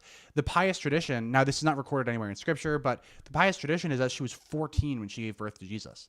And the weird thing is that that wouldn't be abnormal for that time. Like that would have been, yeah, like, oh, like, okay, you had your period when you were 12. Great. Time to get you married. Like time to start popping out babies because it gets really dangerous the older that you get. Well, I don't know that wasn't she supposed to be a consecrated virgin in her marriage? I don't know. I had the impression that they were both going to remain celibate. Maybe I I think so. misunderstood. That's nowhere in the scripture, but in the Jewish Roots of Mary by is that Brant Peter? I forget. I have it over there. He does make that argument that you just laid out, but for people of that age, it was normal for you to get married when you like 2,000 years ago. It was normal to get married as early as like 12. And I really just dislike that about the human body. Like I'm not blaming anybody for this. It just but, seems like a mismatch. Yeah. Also, knees suck. I hate the design of the human knee. But anyway, oh, that's easily replaced. yeah, no big deal. But I think it's pretty screwed up that like human brains aren't fully developed until years after humans are most ready for reproduction. Like I think that's like not a great design. I kind of think it has something to do with managing your sanity. Advanced maternal age is like after age 35. Yes. Nothing like advanced maternal age to make you feel young, right? Yeah, I'm an old lady. But yeah, advanced. That's all I can think about now. I'm in advanced maternal age. It's over. Just retire, move to the retirement home. You had a good run. What do they do with chickens when they stop laying eggs? Oh no! It sounds like a setup for a joke, but they just kill them. Yeah, I figured. I've got farmer friends, and their chickens are more like pets than they are anything else. So let's just say that a lot of the kind farmers say having the older hens around teaches the other hens how to be henly. Yeah. How to, I don't know, avoid hawks. I don't know if any of that is true, but I think they just love their hens. I think so too. Our one friend's they live outside the city, so they live like, he's a cattle farmer, but they've got chickens too. And his wife is like obsessed with the chickens, and like those chickens live like better lives than like a lot of like house cats. Like these chickens, and they've got like ducks too. Like they just love these animals. So living like a chicken after your egg laying years are over on my buddy's farm, probably not such a bad deal. Okay. I'll see how they feel about having a human pet. I can help take care of the other chickens. There you go. Yeah. Well, we've been at this for about an hour and a half. I don't remember. I think that we did a great job, by the way. I think we covered a lot of ground. Were there any topics that you wanted to bring up that we didn't get to yet? No, but I can talk forever. I know, me too. I talk, but these are, like you said, school, children, paternity, maternity, these types of things aren't really in your wheelhouse. Yeah. And I don't know that they're really in mine either. I'm just in it. Yeah. Well, they're more in your wheelhouse than mine. I can tell you that much. 7 years of experience. Yeah. Compared to you might have even been married longer than me for all I know. I've only been married for 5 years. So, so I beat you. You got me. One thing. You got me. But yeah. And actually it's not 5 years yet. It'll be 5 years in a few months. So not even 5 yet. But but yeah, hey, this was awesome. Jelly Bean, thanks for sticking around. Thanks for all the questions too. I think that this was an awesome conversation, Debbie. Thank you so much for coming on the show. I think that you and I modeled a fantastic discussion among people who disagree without ever getting... Do we really disagree that much? We disagreed on some points. Like what?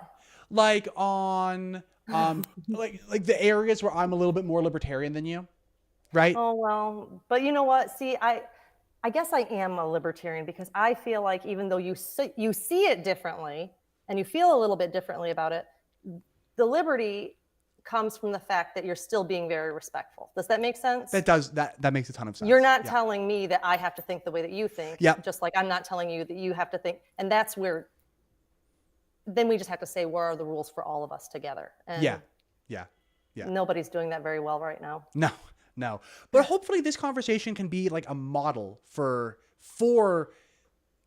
maybe people who disagree even more than we do, right? To have a conversation like the one that we just had, you know, because people, like, not a whole lot of people are sitting down and having conversations like we just did. You know, I think a lot of people kind of relegate themselves to their own little corner of the internet, or their own little, you know, corner of society, where they only surround themselves with other people who don't disagree with them, you know?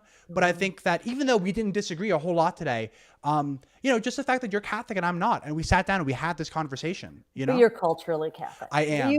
You are very respectful. And I don't know people who are far to the libertarian side that weren't raised within some tradition of respect for human life would be able to have a conversation the way that you do, if that makes sense.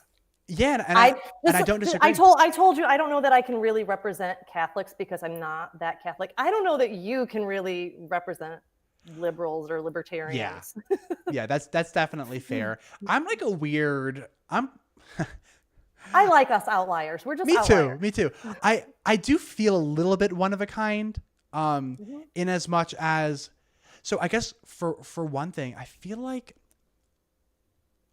the average ex-Catholic probably doesn't think a whole lot about why they're not Catholic. You know, I think that the average ex-Catholic is just kind of like, yeah, I grew up, but they were never catechized very well. And then they kind of just stop, and like, they never really sit down and wrestle with the ideas. So in that sense, I think that I'm a little bit different, because I do wrestle with the ideas. And then also I think, and Kevin is so Catholic. I mean, I annoy Catholics when I say this sometimes, but sometimes I think that I'm more Catholic than the like average Catholic. And what I mean by that is something like 70% of Catholics in the United States don't believe in the real presence. And like, just the fact that I know that 70% of Catholics don't believe in the real presence, and that you need to believe in the real presence, right? If you want to call yourself a Catholic. But hang on. Do you need to believe it, or do you just need to say, I don't know, I believe it's possible? Because one of the topics that maybe we're running out of time, one of the things that I've been kind of mulling over a lot is the commandment, thou shalt not bear false witness against thy neighbor. Oh yeah, that was another thing you wanted to bring up. Yeah. I think maybe we should do it again on the 13th of the month for like 6 months in a row. Just the 13th every month. But you know why, right? That's the Fatima thing. Yeah. Until October. Yeah. That'd be actually super funny if we did. Hey, or did it start in October or in May? I think it started in October and it went until May. So we're I'll talk to you in October. We'll try again later. Hey, do you want to do this real quick? Because this might be like, do you think that we can kind of do the bearing false witness against your neighbor thing? Do you think that we could do that because I don't have like another appointment after this or anything. I don't either. The only thing that might happen is my child and my husband might come home, because I don't know when they went on a bike ride. Okay. I don't know how long that will keep them occupied. But if you want to cut it here, I'm fine. If you want to I'll just hang up on you if they come home. Let's do that. Just pull the plug on your computer, and then I'll know that you're gone, and then I'll say thanks for coming. My child did say, "Can I come and say hi?" Hey, and she's more than welcome to come on and say hi. 2 of my cats have said hi so far, I think. And I don't know if you could see his butt. Yeah, right I there. do. I'm a cat person too, but my cat died. Oh, I'm sorry. He was the best cat ever. He was Catholic. Yes, Catholic. Funeral. Yep. He was of Catanese heritage. Oh. When I was in marriage prep, I was telling the priest who was doing the pre-cana that I had a cat who was all black except for white right here, which meant that he was wearing a collar, so he was a Catholic priest. And didn't think it was funny. I didn't realize that the human eye could roll that far. Like it was no, he thought it was funny. He thought it was funny, like wow, that was so bad kind of funny. So no, I'm glad he thought it was funny, because I don't trust anybody who can't laugh. Yeah, me too. If you don't laugh, then the way that I often phrase it is like, could I drink a beer with you? If the answer is no, then like, Oh, that's what we should do next time. But it won't be a real beer. It will be one of those pink beers because that's what I like. that's fine. Hey, listen, alcohol is all about drink what you like. Yeah. You want to know what I drank last night? Was some mixture of some gin, some triple sec, a little bit of like elderflower liqueur in Oh, was in it like pink Hendrix? lemonade. I know this drink. That's a very good drink. Yep. So probably a pretty feminine drink. Do I care? Not at all. I drink what I like. No. I also drink a whole lot of bourbon. If I moved my actually, ready? Look at this. I've got my bourbon on the wall right there. Well, I'll tell you something that will impress you then. Because I live in a university town, I used to hang out with a lot of hoity-toity professors, and they would always do these fancy wine tastings, and I would fail all of them miserably. But one time, one of them decided to do a bourbon tasting, and I was the only one that aced it. Hey, good work, good work. Living in Kentucky, I like had to become a bourbon person, but I honestly love bourbon now. I really do. So what's your favorite? Give me a price point because it's not fair. You know what I mean? Yeah, so like an under $30 bottle. Okay. So under 30 is kind of like a weird price point for me because I might just plug in Wild Turkey 101.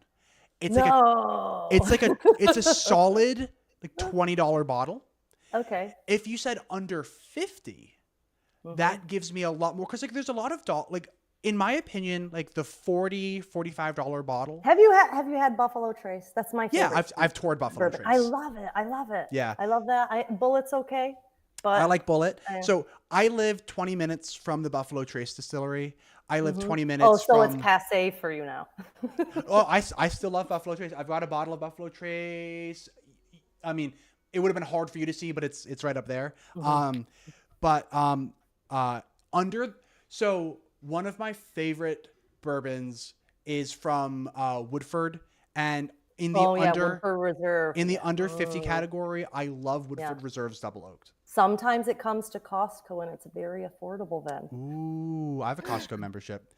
Maker's Mark. Keep an eye out. I do like Maker's Mark, but what I will say is that I prefer rye bourbons to wheated bourbons, and Maker's is a wheated bourbon. I generally like the spicier stuff in bourbon, so I like Maker's Mark. I just think I prefer the ryes a little bit more. But yeah, we could talk bourbon like all day, but now we're really Catholic. See, you're Catholic. You like to drink. Yeah, there you go. Irish Catholic specifically, because that's like a big. I am Irish. I probably am too. I'm a mutt. Okay, yeah. My grandparents are Irish immigrants, so I'm like, I'm pretty Irish. Although my mom isn't Irish at all, so I'm only 50% Irish. Okay. And the rest of me is a mutt. So I really am a mutt. And my mom's one of those American mutts who, like, when you ask her what she is, she's like, I don't know. But I think my great grandma was American Indian. So I'm like, all right. Yeah. Everybody has some Exactly. adopted Native American grandmother, including me. I Yep. have one. How do you know if you're an American mutt? Oh, you have some Native American in you. Yep. That's how you know that you're an American mutt. You're like, oh, yeah. My great grandma, yeah, she was 100% Sioux Indian. All right. So, to be fair, the only Native American in my family was adopted by an Irish family. Ah, look at that. Last name of McBee. So she sticks out like a sore thumb in their family pictures in my family history book. That's funny. Like, where did this lady come from? That's really funny. Yeah, my mom says that her great grandma, so my great grandma, was 100% Sioux Indian. And I did the math one time. Like, I just cut like 100% and then 50% and then 25% and then 12.5%. I'm like 6.25% if I did the math right. And that's not enough to join a tribe or anything like that. And I looked it up at one point because I did know that like joining a tribe has like all sorts of benefits and stuff, but I'm not. But see, and that's why you could join my tribe, Catholics. Oh, anybody can join. You just have to say, I want to join. Do you get tax breaks? No, I don't think so. I don't think so. But we should work on that as a group. Ooh, I would like to envision that the Catholic Church would start actually working towards real human rights, like if I'm going to pay taxes into something, can they at least be something that I kind of believe in? Like, not just war and not just. Yeah. How would you see the Catholic Church doing that? Are you imagining some kind of like church and state like union almost? No, oh no, Yeah. no, no. Just I think that the Catholic Church has not been giving the state the pushback that they need. Ah, I So the see. church and state thing is really out of balance because the state has much more control and they should, because traditionally I would think it would be the Catholic Church that would be the major pushback, but we're also fractionated as Christians, and even like the other religious groups are not really pushing back on our side. Yeah, yeah. You're 100% correct about tradition. There's a document, I forget which pope put it out, but it's called the Syllabus of Errors. It came out in the second half of the 19th century, I think, like the late 1800s, like 1880s or something like that. And in the Syllabus of Errors, it lists a whole bunch of things that are errors. And so one of them says, like, the separation of church and state is bad and should be avoided. That is an error. So what the Pope meant was that like the church and state should be like in bed together. Oh, I don't. I'm very American, so I don't believe that. See you, Daniel. So But yeah. But you're right about the traditional view. The traditional view was very much so that like these two things should be connected, and the church does not feel that way anymore. And yeah. the Syllabus of Errors, as far as I'm aware, is not considered to be an infallible document by the church today. Whether or not the church ever considered it to be infallible, I think is like a totally separate and an interesting question. But I think that's a whole thing for another day. And isn't that a great part of being part of the Catholic laity that I just saw, so I've been doing catechesis in a year, Father Mike Schmitz. I don't know if you, Yeah. probably not. Do you watch it? I mean, what do you think of it? Select episodes, but I haven't been like super into it. I haven't been like watching every week or whatever. Or did it come out weekly or daily? I forget. Day 126. I watched it and I thought of you because it was talking about the special role of laity. And one of the roles of the laity is to call into question anything that the church is doing that maybe isn't right, like trying to merge church and state. That's a good version of it. But I would say that you're one of the few people who actually is critical of the church, but not in a destructive way, in a constructive way, because you could have gone a completely different way when you decided, I'm not really Catholic. You could say, I'm just going to dismantle every Catholic argument and try to take everybody out. And I don't feel like in any way you're trying to come and say, hey, you just joined a cult. My mom actually said that to me. Oh dear. Okay. No, but hey, I said, hey, if I'm going to join a cult, maybe I should just join the one that's right. Yeah. Hey, there you go. But thank you for saying that, because that is how I try to view what I do. The way that I often phrase it is that it is not me versus Catholics. It is me and Catholics trying to figure out the truth together. So this is not. And you're doing it from the outside. You can't do that with an insider's perspective. That is, and that's why I see what you're doing as an act of service and not just. So whether you view yourself as Catholic or not, I think you're one of God's favorite children. Yes. Let's hope that he remembers that, when I'm dead and if I haven't come back to the church, But I'm not worried about your soul at all. I think you're doing great. Well, first of all, thank you for saying that. And second of all, I say the same thing, much to the consternation of some of my Catholic friends. They'll say things to me like, you have to repent of your apostasy and get your life in line because, like, if you get into a car accident tomorrow, like, ooh, it's not looking good for you, kid. And my 2 cents is, I sleep pretty easy at night. And do you feel like you have a relationship with God still, even though you're not calling yourself Catholic? Do you feel like you've been removed from the vine? So saying that I have a relationship with God probably isn't the right way for me to phrase it, only because I call myself an agnostic. And do you think God would have a problem with that? No, that's the thing. I have to imagine that if there was this all good God, one of the goods that he would want to promote is truth seeking. Yeah. And I am honest about what I believe and disbelieve. And I think that if there is this all good God out there, he would rather have me be like an honestly searching agnostic, as opposed to a lukewarm Catholic who didn't really believe, didn't really disbelieve either. Just kind of went to mass on Sunday, didn't really question it, and just like, hey, listen, I don't really care about this stuff. I'm just here to check the box, and But like, what? You just gave me a thought. Have you ever heard the phrase NPC, like a non-playable Oh yeah, not like a non-playable character? character. A non-practicing Catholic, NPC. Non-practicing Catholic. That's funny.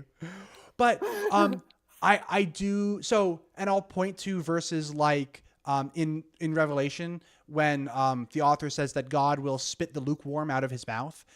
And the Greek word there isn't actually even spit. It means to vomit. So God will vomit the lukewarm out of his mouth.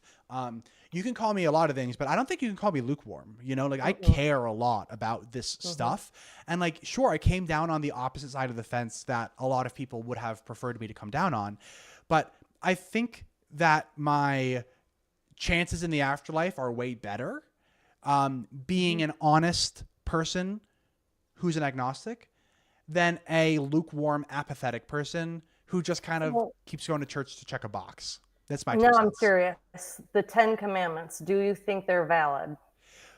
So I guess it depends on what you mean by valid. Do I think that they're a good way to structure a society? Do you think do you think that they're even from divine law of any sort? No, I don't think that right now. They were just made up. Some guy just went up on a mountain, grabbed some tablets, and brought them down. I don't think that the tablets, or not even that. Yeah, I don't think that the tablets ever existed. I don't think that Moses. I don't think that Moses existed as a historical person. I don't think that Abraham existed as a historical person. This is the standard view of scholars today: is that the biblical patriarchs were not historical people. When you say scholars, academic scholars or Catholic scholars? Both. Which ones? Both. Yeah. So not as much the apologists, but when I'm talking about Catholic scholars, I'm talking about people like Father Raymond Brown. Father Raymond Brown was the foremost scholar of the New Testament until his death in the 90s or the early 2000s. But Father Raymond Brown was the forerunner to people like Bart Ehrman, And so Father Raymond Brown, in his 900-page work, An Introduction to the New Testament. Introduction, by the way, 900 pages is quite the introduction. But he writes all about how 2 Peter was definitely not written by Peter, despite it opening up with, hey, everybody, this is written by Peter. He says that he thinks that the Gospels are probably actually anonymous, something that I do agree with. So a lot of Catholic scholars take this position as well. It's really only the apologetic scholars who disagree with these positions. Scholars like Brant Petrie, I have his book, The Case for Jesus, over there. But because I don't think that these stories are historical stories, I think that they are mytho-histories. So I think that the Jewish communities in 200 and 300 BC were Judaizing things that were kind of in the air already.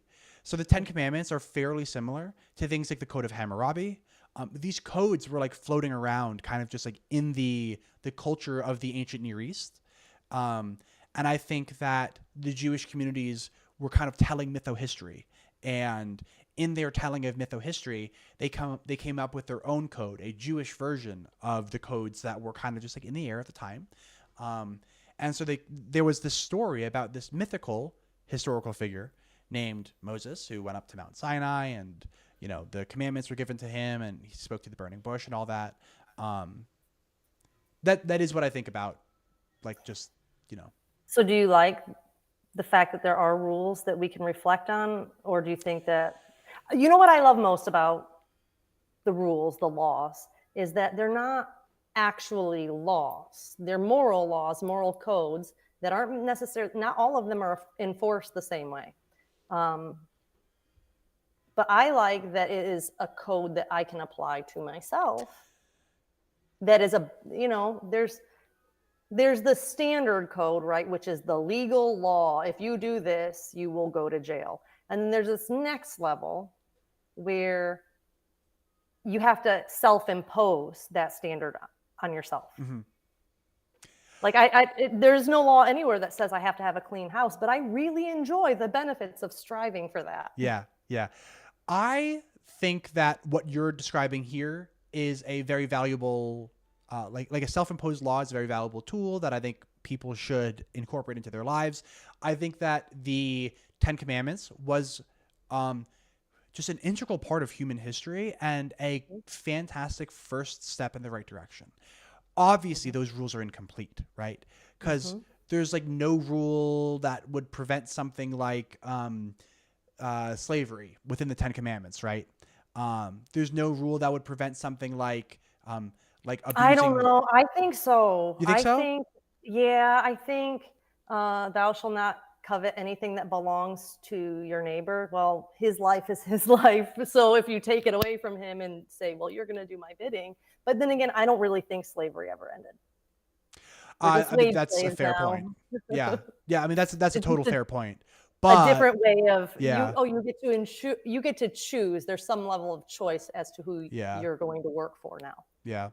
Um, But maybe. I don't think that's by human error. I think that's part of life. Yeah, maybe you'll agree with me if I phrase it like this. The Ten Commandments contain no explicit condemnation of slavery. Well, I don't know that it needs to be said explicitly. I don't think. I Well, I think mean, it's assumed. the Jews of the culture that came up with the Ten Commandments clearly didn't think that it. Well, but Abraham Lincoln did. Yeah, sure. And he was the first one to actually explicitly put it on the books in the world that slavery should be illegal. Yeah, yeah. Well, he wasn't the first in the world, right? Great I'm, Britain. Great Britain got rid of slavery like a couple decades before, like 20, okay. 30 years before the U.S. I'm did. not the best I'm not. The best. Neither am I. Neither am I. But I want It doesn't matter. give America credit. Hey, look, I think America. I think the United States is the greatest country in the world. But Great Britain did beat us to the punch on slavery. But that's neither here nor there. So What do you think about? Okay, so this is the one that I was trying to talk to other people about a little bit. Thou shall not bear false witness against thy yes, neighbor. this is where we What were do you going. think about that? That's a lot of words, isn't it? It is. I don't know exactly why it was phrased the way that it was phrased. I do think that the gist of it was something to the effect of. So I think that the all 10 of the 10 commandments is kind of like, hey, how do we build a good society? I think that's what the 10 commandments are. So obviously, let's not murder each other because that's probably a pretty good And you like can just say, thou shall not kill. Done. yeah. So thou shalt not bear false witness against your neighbor. Which is not, thou shall not lie. And it's also just thou shalt not bear false witness. It's false witness against your neighbor, right? Yeah. Yeah. Who's your neighbor? Your neighbor is the Jew who lives in your tribe with you. That's at least That's how, how you, yeah. that I think that's an ever expanding word. agreed. The way that you and I are going to look at it now is going to be very different than the people who wrote it, how they intended it to be viewed, and how the people who lived within the first couple hundred years of the publishing of that work were going to view it. So this is going to be something that changes with context throughout time. Yeah, I feel like you're my neighbor and you live in Kentucky and I live in Michigan. Yeah. We're neighbors. I mean, I think that today there's this global sense of neighbor where it's like, hey, just don't bear false witness against anybody, even if they live on the opposite side of the planet. But it also doesn't preclude you from being able to bear positive witness for your neighbor. Yeah, certainly. But I do think that the Ten Commandments were far more interested in building like Jewish society, pretty much. So bearing false witness against the Amalekites, who really cares? But bearing false witness against your neighbor, that's important. Like don't bear false witness against your neighbor. Your neighbors are the other Jewish tribes. But who cares about the Hittites? And I'm not quite Jesus did. and I do think that Jesus is teaching And that's why I say that it's an ever expanding yes. concept of neighbor. That's what he came to do, is make people aware that all of us on this planet, and I don't know, maybe we'll find out that there are neighbors out there. Sure. Yeah. Don't bear false witness against them either. They didn't send any lasers to destroy us. Yeah. Yeah. But all of this to kind of say, like, what are my opinions on the Ten Commandments? A super important part of human history, a great first step in the right direction. not enough on their own. And I think that all Catholics are going to agree that like the 10 commandments in a vacuum are not enough. That's Hmm. that's precisely why Jesus came, to complete the law, Hmm. right? To Hmm. fulfill the law. So that's kind of my thoughts in a nutshell about the Do you 10 think it's commandments. good for, because a lot of people feel like the US and its history with Christian doctrine, that we essentially based our government on Christian principles or Jewish principles. Um, do you think that's a good starting point for us? Or do you feel like mm, maybe it worked historically, but right now, the way that we live, it just doesn't hold water for today's pressures and today's way of living? Yeah. So I might actually just want to push back on the idea that we did found our country on Christian principles. Okay. Um, the founding fathers were fairly like they were the atheists of their day, Okay. particularly Jefferson. Um, are you familiar with the Jefferson Bible? Mm. So Thomas Jefferson took the Bible and he took out all the miracles and the supernatural stuff, and he just I left like it. and he just left in the stuff where Jesus says love your neighbor. Hmm. That is the Jefferson Bible. So Thomas Jefferson, now he never like said I am an atheist, because Hmm. that word just like really wasn't in circulation in the 18th century. Um, but even the other founding fathers were a An lot. atheist, or would you say he was an atheist or an agnostic or just not super Christian, It's not a hard. pusher? Yeah, it's hard to like put modern language onto people from 300 years ago, 250 years Hmm. ago, because like those concepts just like kind of didn't exist back then. So I think what I'll say is this: Jefferson almost definitely never used the word atheist to describe himself. If Jefferson was alive today, he strikes me as somebody who would. Um, but back then, he probably considered himself something of like a deist, where um, he might have thought that there's this God that kind of like set everything in motion and then like stepped away from it and was like, okay, like the world is mechanistic and it's going to do whatever it wants to do, but God is the thing that set everything in motion. That's Hmm. probably something like what Jefferson believed. Um, Okay. and Jefferson, of course, was super influential in the writing of the Constitution. And I'm even gonna argue that the other founding fathers were far less Christian than what a lot of people think. Um, Mhm. the the Constitution itself is like a really secular document. The Declaration of Independence does include references to God, um, but the Declaration of Independence isn't really. And our money. But our money didn't contain references to religion at No. all until the 1950s or something like that, 40s Hmm. or 50s. That was a reaction against communism. So Hmm. like the founding fathers did not envision any kind of reference to God on our money. Hmm. Um, so I do think that um, uh, yeah. So Rosemary is chiming in saying the freedom of religion that we have under the First Amendment is completely at odds with the First Commandment. Our founding principles were anti-sectarian and secular, liberal, definitely not Christian. And then she chimed in for the money being the 1950s. So thank you, Rosemary. But Well, you know what? I think I tend to see it a little bit differently. Like I'm not looking at the commandments as the way of thinking of it as Christian, but about the degree of force. Does that make sense? So, like when you might be when asking about what Christopher is asking right here. How do we know what the right direction is? Is that kind like maybe your and don't let me put words into your mouth, but maybe what your argument is, yeah, it's a secular document, the Constitution, sure. yes, yes, But what is pushing like clearly there's some kind of underlying principles underneath all of yeah, this, right? And where did mhm, that come from? Even if it's a secular yeah. document, where did that underlying principle come from? Even the right to be a sinner, the right to Yeah. be a you have a right to be a sinner. God gave us Yeah. that right. Yeah. And I think that that's a fair point. That like the United States was born in a like just a Christian milieu kind of. Hmm. Um, and I think that's a totally fair point to make. And just like you had said before, there's this degree of some of it's just a culture. Like, I Yeah. don't know, you don't call yourself a Catholic, but do you still like get excited to see Christmas trees and Yeah, of course I do. Yeah.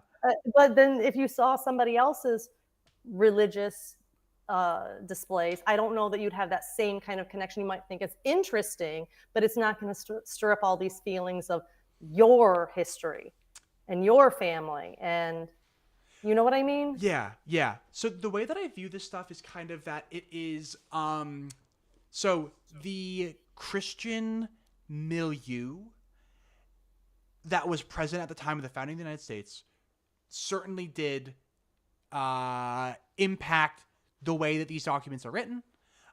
Even though the documents themselves were trying very hard to be secular, and yes, e pluribus unum, one out of many, was the original motto. Not in God we trust, and the founding fathers wanted to avoid the sectarian wars of Europe. So thank you, Rosemary. But Has Rosemary been on the show? she has. Yes, she has. Yeah. Okay, I'll go back and look for her. Yeah. Her episode was 2 episodes ago, maybe. It was recent. It was within the last few weeks. And Rosemary is really interesting. So, her Twitter handle is the Catholic Atheist, which is like interesting. And I'll let Rosemary speak for herself in the comments, and I'll pull it up if she chimes in. But her view, she's an atheist. She's comfortable with the term atheist. She doesn't really consider herself Catholic, but she just said that like she likes to think about a lot of this stuff, and it made a catchy Twitter handle. So she's not entirely saying that like she is Catholic. She's fairly comfortable saying, yeah, I'm not Catholic. I am an atheist. It's just my Twitter handle is the Catholic Atheist. Deal with it. I'm gonna do what I want. I kind of feel like, have you ever heard of somebody calling themselves an artist? I'm an artist. Yeah. Calling yourself a Catholic also feels a little bit that way. Like, I don't know if any of us are really Catholics until we're sainted. Oh, interesting. I kind of like that. That's like an interesting take on. I'm an artist. Yeah, I like that.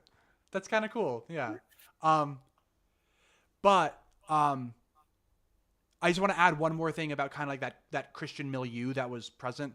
I view this milieu as being like a step in the right direction for the human species. I think that we as humans have been getting better and better and better at building societies in which humans flourished over time. Like if you look at us, 10,000 years ago, we were like hunter-gatherers. We probably murdered each other. It was, it wasn't great. And then we started building societies, and with society came some kind of need to build some kind of social glue to keep us all together.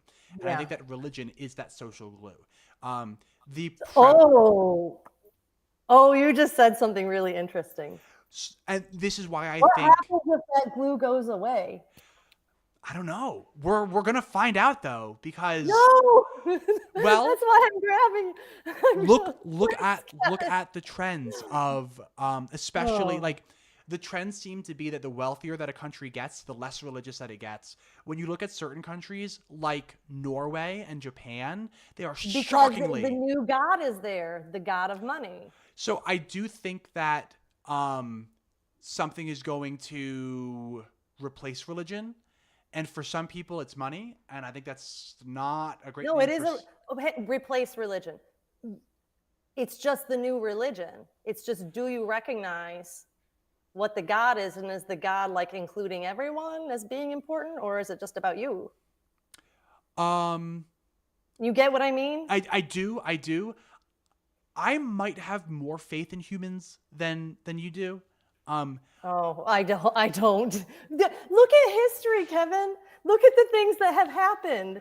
But look how much. Hang on. And it can be 99% good people, but that 1% or even less, the 1/100th of 1% can take all of these flocks of sheep and funnel them in a direction that is the cult of death and destruction. And they'll think that they're going, what's the saying? The road to hell is paved with good intentions. I think there are a lot of very good people out there meaning to do very good things. And I like having the book to refer to because it feels to me like that is my jumping point to understand the world. And I look at what these generations of people, sometimes you think, oh, this is so archaic. This doesn't apply anymore. The Tower of Babel, that's happening right now. I just feel like so much of our history is contained in this and it repeats. Have you ever heard the saying? History doesn't repeat, but it rhymes. Yeah. Yeah, and I feel like when I look at the Bible, I feel like I'm connecting to things that I couldn't possibly have known without those books. Yeah. So here's some thoughts, and this is gonna be like a little jumbled. So I'm just gonna ask you to bear with me, and give me some grace. I'm here. jumbled, and you've been Cool. tolerating me just fine. We're on the same page. Okay. So something that I think that might be like, different just between somebody who's Catholic and somebody who's not, or somebody who's religious and somebody who's not, is I think it's just been us this whole time. Like, I don't think that, so when the religious person looks at the trends of today, the demographic trends away from religion, they see it as like, we are losing something like real, in the sense that like we're not just losing some kind of like culture. What we're losing is like following God's word, and I don't see it that way. I see it as us losing some kind of culture, which to me is probably less like fatalistic than actually losing like the protection of some kind of actually omniscient God. You know what I mean? Like, one is clearly worse than the other. Yeah, God doesn't disappear just because we stop believing.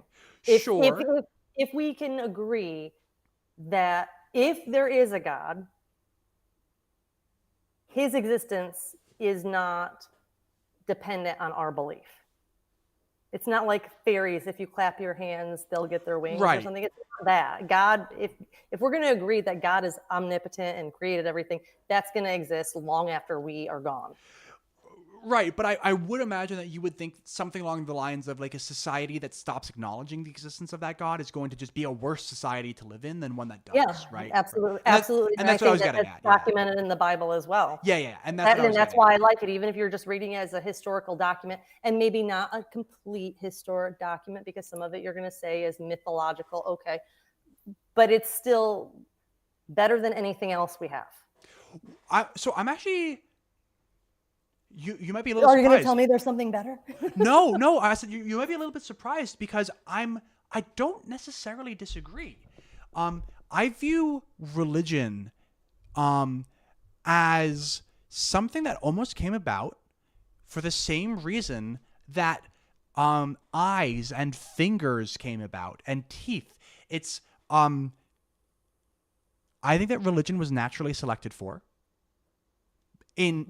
just throughout human evolution, because it's a social glue and intelligence, because our intelligence is a group intelligence, right? So that's part of it, but particularly what I was getting at here was I think that religion is a really good method for making people who might not otherwise get along and cooperate. So Yeah.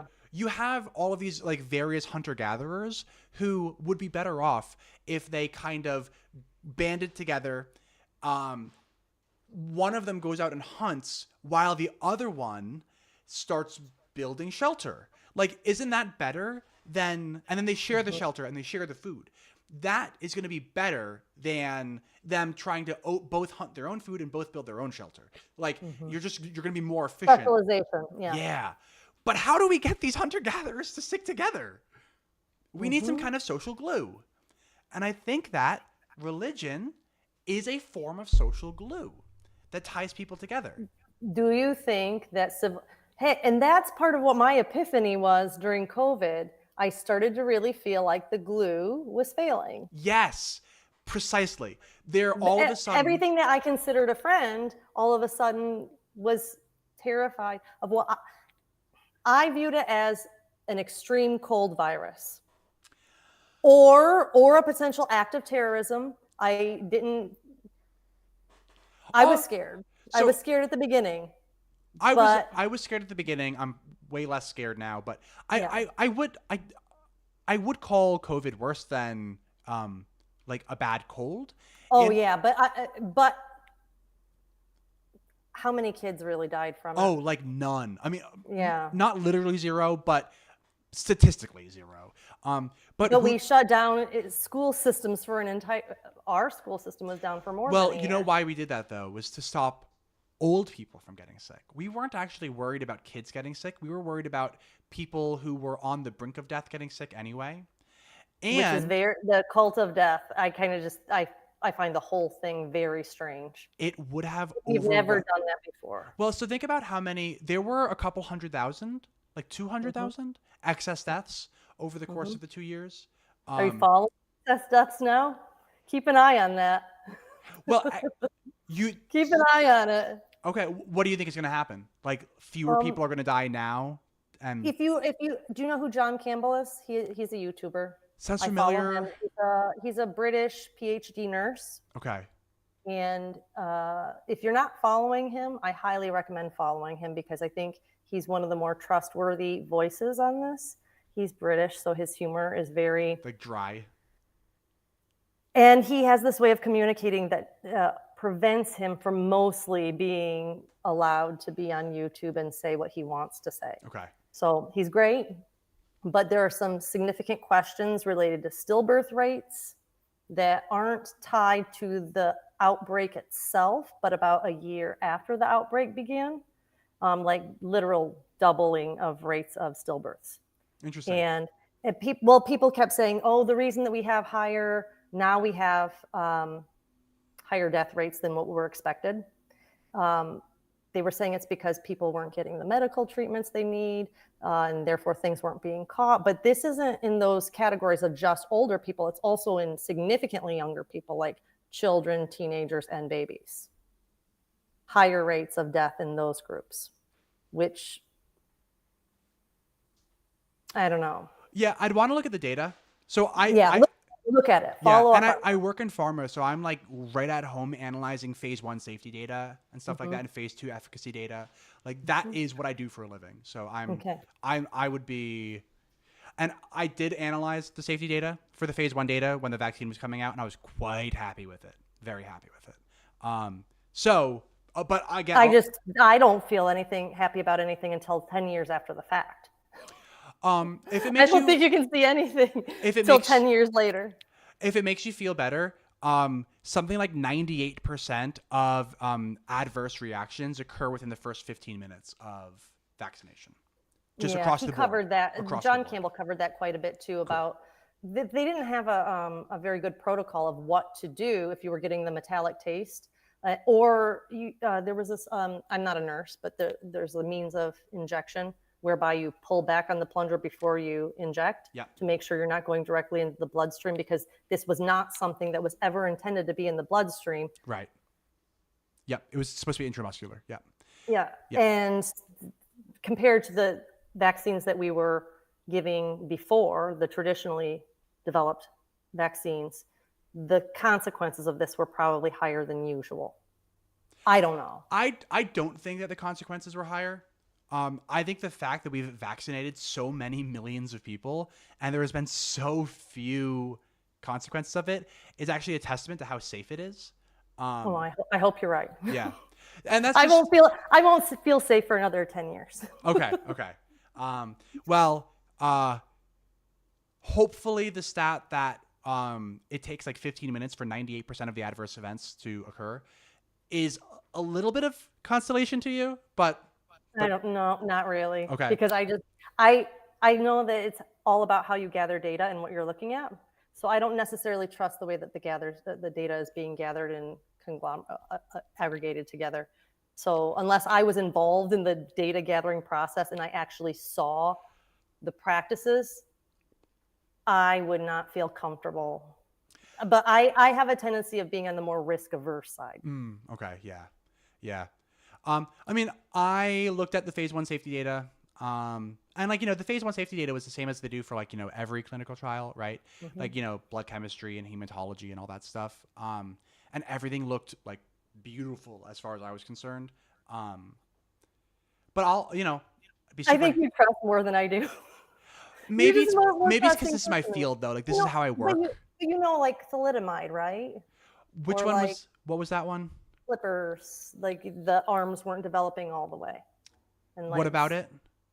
Okay, so you need to look into thalidomide, look into like what happened when Tylenol, the safest drug, was being, children were getting infants Tylenol. Children's Tylenol and infants Tylenol were two different forms of Tylenol. They were killing babies by accident by overdosing them because 2 times the normal dose of Tylenol can kill you. It's safe if it's used at the right dose. Yeah. But if somebody gave, I think it was, I can't remember which way it was. I think it's counterintuitive that children's Tylenol is less concentrated than infants' Tylenol. So sometimes even doctors would write the script wrong, where they would say infants Tylenol, but they meant children's Tylenol. And then kids would get this and they would OD on Tylenol, so I just have a tendency of thinking that we have this illusion of safety because we have so many people who are looking at things, but things go wrong. So things certainly do go wrong. Things certainly do go And wrong. I have a tendency of thinking the way that we make sure things don't go wrong is by being very slow to move and very watchful. And I don't think we've done either of those things in the last several years. We've been very watchful. Well, watchful of the movement of the virus itself, but I don't think we've done due diligence on keeping tabs. We have more data on the COVID vaccine than any other vaccine in human history. Well, Like but way it's not. more. But it's not over time. It's over Correct. That's a why I very said. short period of time, and that's why I say 10 years from now, I mean, I'll feel more confident. By- But right now, I'm not. by what feeling it. mechanism do you imagine that an intramuscular vaccine would affect somebody in 10 years in which it didn't affect them in 2? Because it's already been like 3 years since the first vaccines came out. How your immune system unrolls with the immunity or the diseases as they're evolving in the world today. Like I'm worried about people becoming vaccine dependent, meaning that their immune system isn't constantly being challenged with whatever's in. And actually, that's part of the reason that I love the taking the cup at communion is I feel like I'm getting this micro dose of disease every time I go for it. And it's weakened disease too, because it's got alcohol with it, right? And I feel like that's giving my body an opportunity to know exactly what's in my environment in a weakened form. But if we're bypassing our normal immune system by going directly into our subcutaneous or intramuscular or however we're delivering it with a needle, we're circumventing a system that I feel like God created our body to have because it's the safest way of letting the outside in. Does that make sense? So the way that the COVID vaccine works is that we actually just wind up creating the antibodies that your body would have created anyway if you were exposed to the dead virus. So traditional vaccines contained actual but dead. it was by creating more spike protein only, right?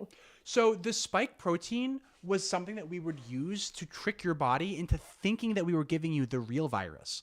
But the antibodies that your body was producing were the exact same as the antibodies that your body would have been making anyway if you were exposed to the actual virus. So it's not as different as you might think. I would rather just take the whole virus. I don't know. You know what? A lot of people feel very differently about this. Yeah. So 2 questions. So one from Chris. We have a long history of declaring safe too quickly. I do agree. I'm personally happy with the level of caution that we showed during the phase 1 trials of the COVID-19 vaccine. And can I tell you, in all honesty, I feel that there were a lot of claims made that shouldn't have been made, like that getting the vaccine was going to protect others. And then later on they said, oh, well, actually you could still transmit and carry, you just wouldn't know because you wouldn't have symptoms. And then vaccinating kids, I don't really see the point. I don't see the point. I don't entirely disagree with you. Um, I think that it's super important to get people who are at risk vaccinated. I Um, think it should be available but I think any medical treatment that is intended to have a good outcome, even if it's still experimental, should be accessible to people who would like to try it. yeah. Um, Further, I think that like after the vaccine, so the vaccines were free. Like nobody had to pay money to No, go they get weren't. vaccinated. No, they weren't. We paid for them. The We government paid for paid for it with taxes. Oh, oh, that's how you. Taxes But weren't raised. we pay, but we Nobody's paid. taxes nobody's taxes were raised though because That's of the not how money vaccine. works, Kevin. That's not how money works. It's not how money works. So they can print money, but everybody who had money, their money all went down in value a little bit. So we paid for those vaccines whether we wanted them or not. And I'm not saying that they shouldn't be made available to absolutely anyone who wanted for free. I actually think it was a good plan. But the problem is that they then started I'm pretty sure the university in our town here, if you want to attend classes in person, you need to be up to date on your boosters. And that to me is absolutely insane. So I actually don't disagree. Real quick though about the money printing. So the money printing is different than raising taxes. If you're saying that inflation is just as bad as taxes, I disagree. I think it's a different version of taxes. I disagree because the value of your assets also goes up during inflation. So Not if your assets are in money. how many people have literally only cash money assets? Not a whole lot, right? Well, hopefully not a lot. Yeah, and if Hopefully you not a do, lot. like, buddy, you might want to diversify a little bit. But the other thing is the upset conditions. So depending on when your retirement is, like you and I'm not retiring anytime soon, or I don't need to live without work right now. But like my parents could potentially be very affected by this, and their income will be based primarily on annuities and things like that aren't going to keep up with the inflation. Yeah, I mean, and I think that's why I'm in favor of the Fed acting so aggressively to put interest rates up so that we can get inflation down and all that stuff. So I certainly agreed there. I always thought the interest rates were way too low anyway. I mean, I loved it. I bought my house in 2020, Yeah. so I love it.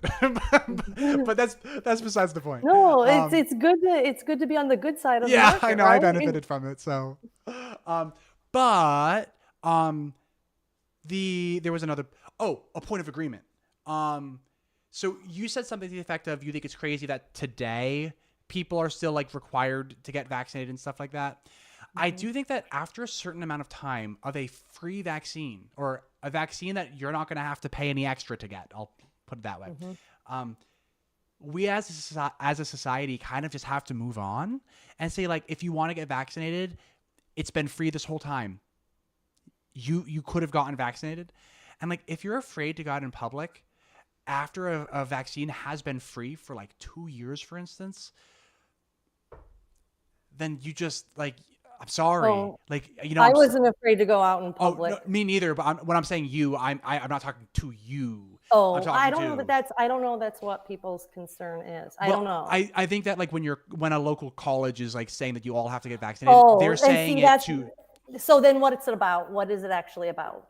Well, for them, I think think it's an think overabundance it's of caution on I their don't part. think so. I think I they don't just don't think want to get that's what it's sued. about. I think they just I don't don't want to think get that's sued. what it's about at all. What do you think it's about for like the local community college or whatever?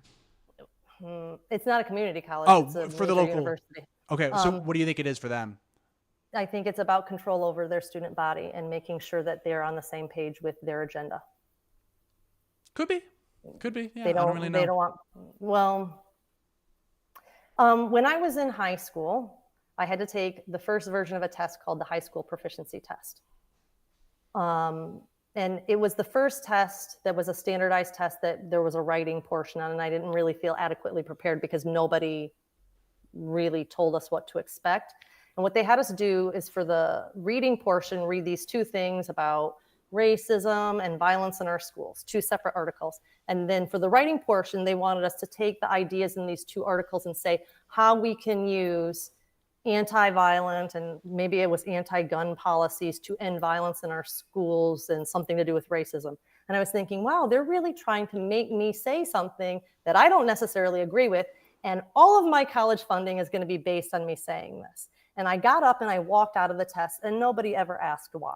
Nobody ever asked why. Nobody even cared if I left the school. And so I feel like there's these versions of like these gateways of initiation. Are you willing to jump through these hoops? Are you part of us? Because we're going to be the controlling group in the future, because when you have education and when you have a certain way of giving credibility to people, Yeah. they're controlling the credibility. So I'm going to kind of admit my ignorance here. The college that I went to was a polytechnic institute. So the only people who were there were people who were getting STEM degrees. Okay. Those were the 4 least political years of my life. That's wonderful. That is a real education. I don't think that that's the experience that you're describing, and it's probably not the average experience of people who just No, go to and college. these are like the school that I live near is a top 10 school, so it's not Okay. like it's a Okay. So I think this is kind of where I just have to say, like, I haven't been to a college like that. Everything that you're saying is totally possible. I haven't seen it. I haven't really looked into it, if I'm being honest. Chris is saying that he thinks that once it becomes political, it's used as a lever to punish people who hold different views. I agree with Chris. Could very well be the. I have the cynic in me thinks that everything kind of boils down to money. So if I was a betting man, as somebody who hasn't looked into Well, it much, money is the means, but it's always about control. But not so. This is the funny thing. Like, I think you have a tendency of thinking that there isn't an agenda to gather all of the power into a few hands, like the way that communism works. I don't know. I don't want to put words into your mouth. You seem very optimistic about trusting the way that the systems are working effectively. And I feel like just over my lifetime, I've seen a major decline. In what ways? And I'm not in the ways of, though there have been some things that I think have gone forward. Like when I was a kid, almost nobody homeschooled. It was just too difficult to jump through all the red tape. Now it's relatively easy to do that, at least in my state. But at the same time, if I wanted to send my kid to a Catholic school, my tax dollars are still paying. They're actually benefiting from me pulling my kid out of school because they're still getting the same amount of money, but less kids to teach. But less kids. Yeah. Yeah, and that's not something I'm a fan of either. This question I've had on here for a long time. I meant to address it, and so I'm just going to address it right now real quick. I don't think that the heart stuff is super pressing. And what I mean by that is I just have no idea through what mechanism a vaccine would be able to like cause your heart to stop. I would want to see data on this stuff before I came to any kind of conclusion. Look into it. I will. And maybe we can talk about it again later. Deal. Yeah. I'm thinking that so I haven't eaten yet today, and I'm getting really hungry. We've been at this. I know we've been riffing. This has been good. I was really nervous that I would just freeze up and not know what to say. And this was I didn't awesome. know what was going to happen. We did the opposite of freezing up. We talked for a long time. And I have to say, so thank you, because you are a words person, a Catholic words person. And I frequently find myself like, what's nominalism? What's this teleology that you're talking about? Just like doing research on the words. And I was thinking, oh my gosh, if he starts using all these words, I don't know. Yeah, no. The way that, I find that stuff interesting, but I find a lot of stuff interesting. I'm just kind of like a naturally curious person.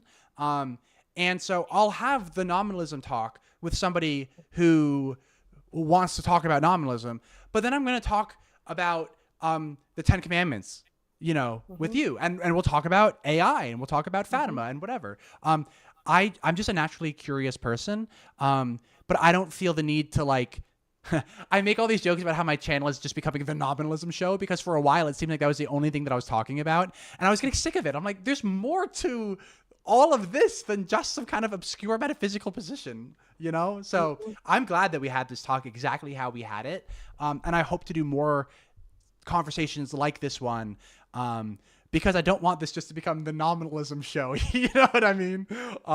So I loved this conversation. I thought this was awesome. Great. I'm Cool. glad. Awesome. Well, Debbie, any closing remarks that you want to make? We had talked about this before. Nothing I say, disclaimer, represents the Catholic faith. I am not authorized. I'm just a person with opinions who also would like to be a part of the Catholic community because I think it's a very good place to be right now. Cool. Cool. And I think that's a perfect note for me to echo too, is that I don't represent any one group other than the group of one that is Kevin. So Debbie, this was awesome. Thank you so much for coming on. We should totally do this again sometime. Yeah. You and we can just riff for hours. So maybe next time we'll just block off like a 10-hour chunk. We'll just go for 10 hours straight. Maybe we'll just eat. There we go. There we go. Yeah. Cool. All right, Debbie. Well, this was awesome. Thank you again so much for coming on. And until next time. Thanks for inviting us all. Yeah. Thanks. Bye. Bye.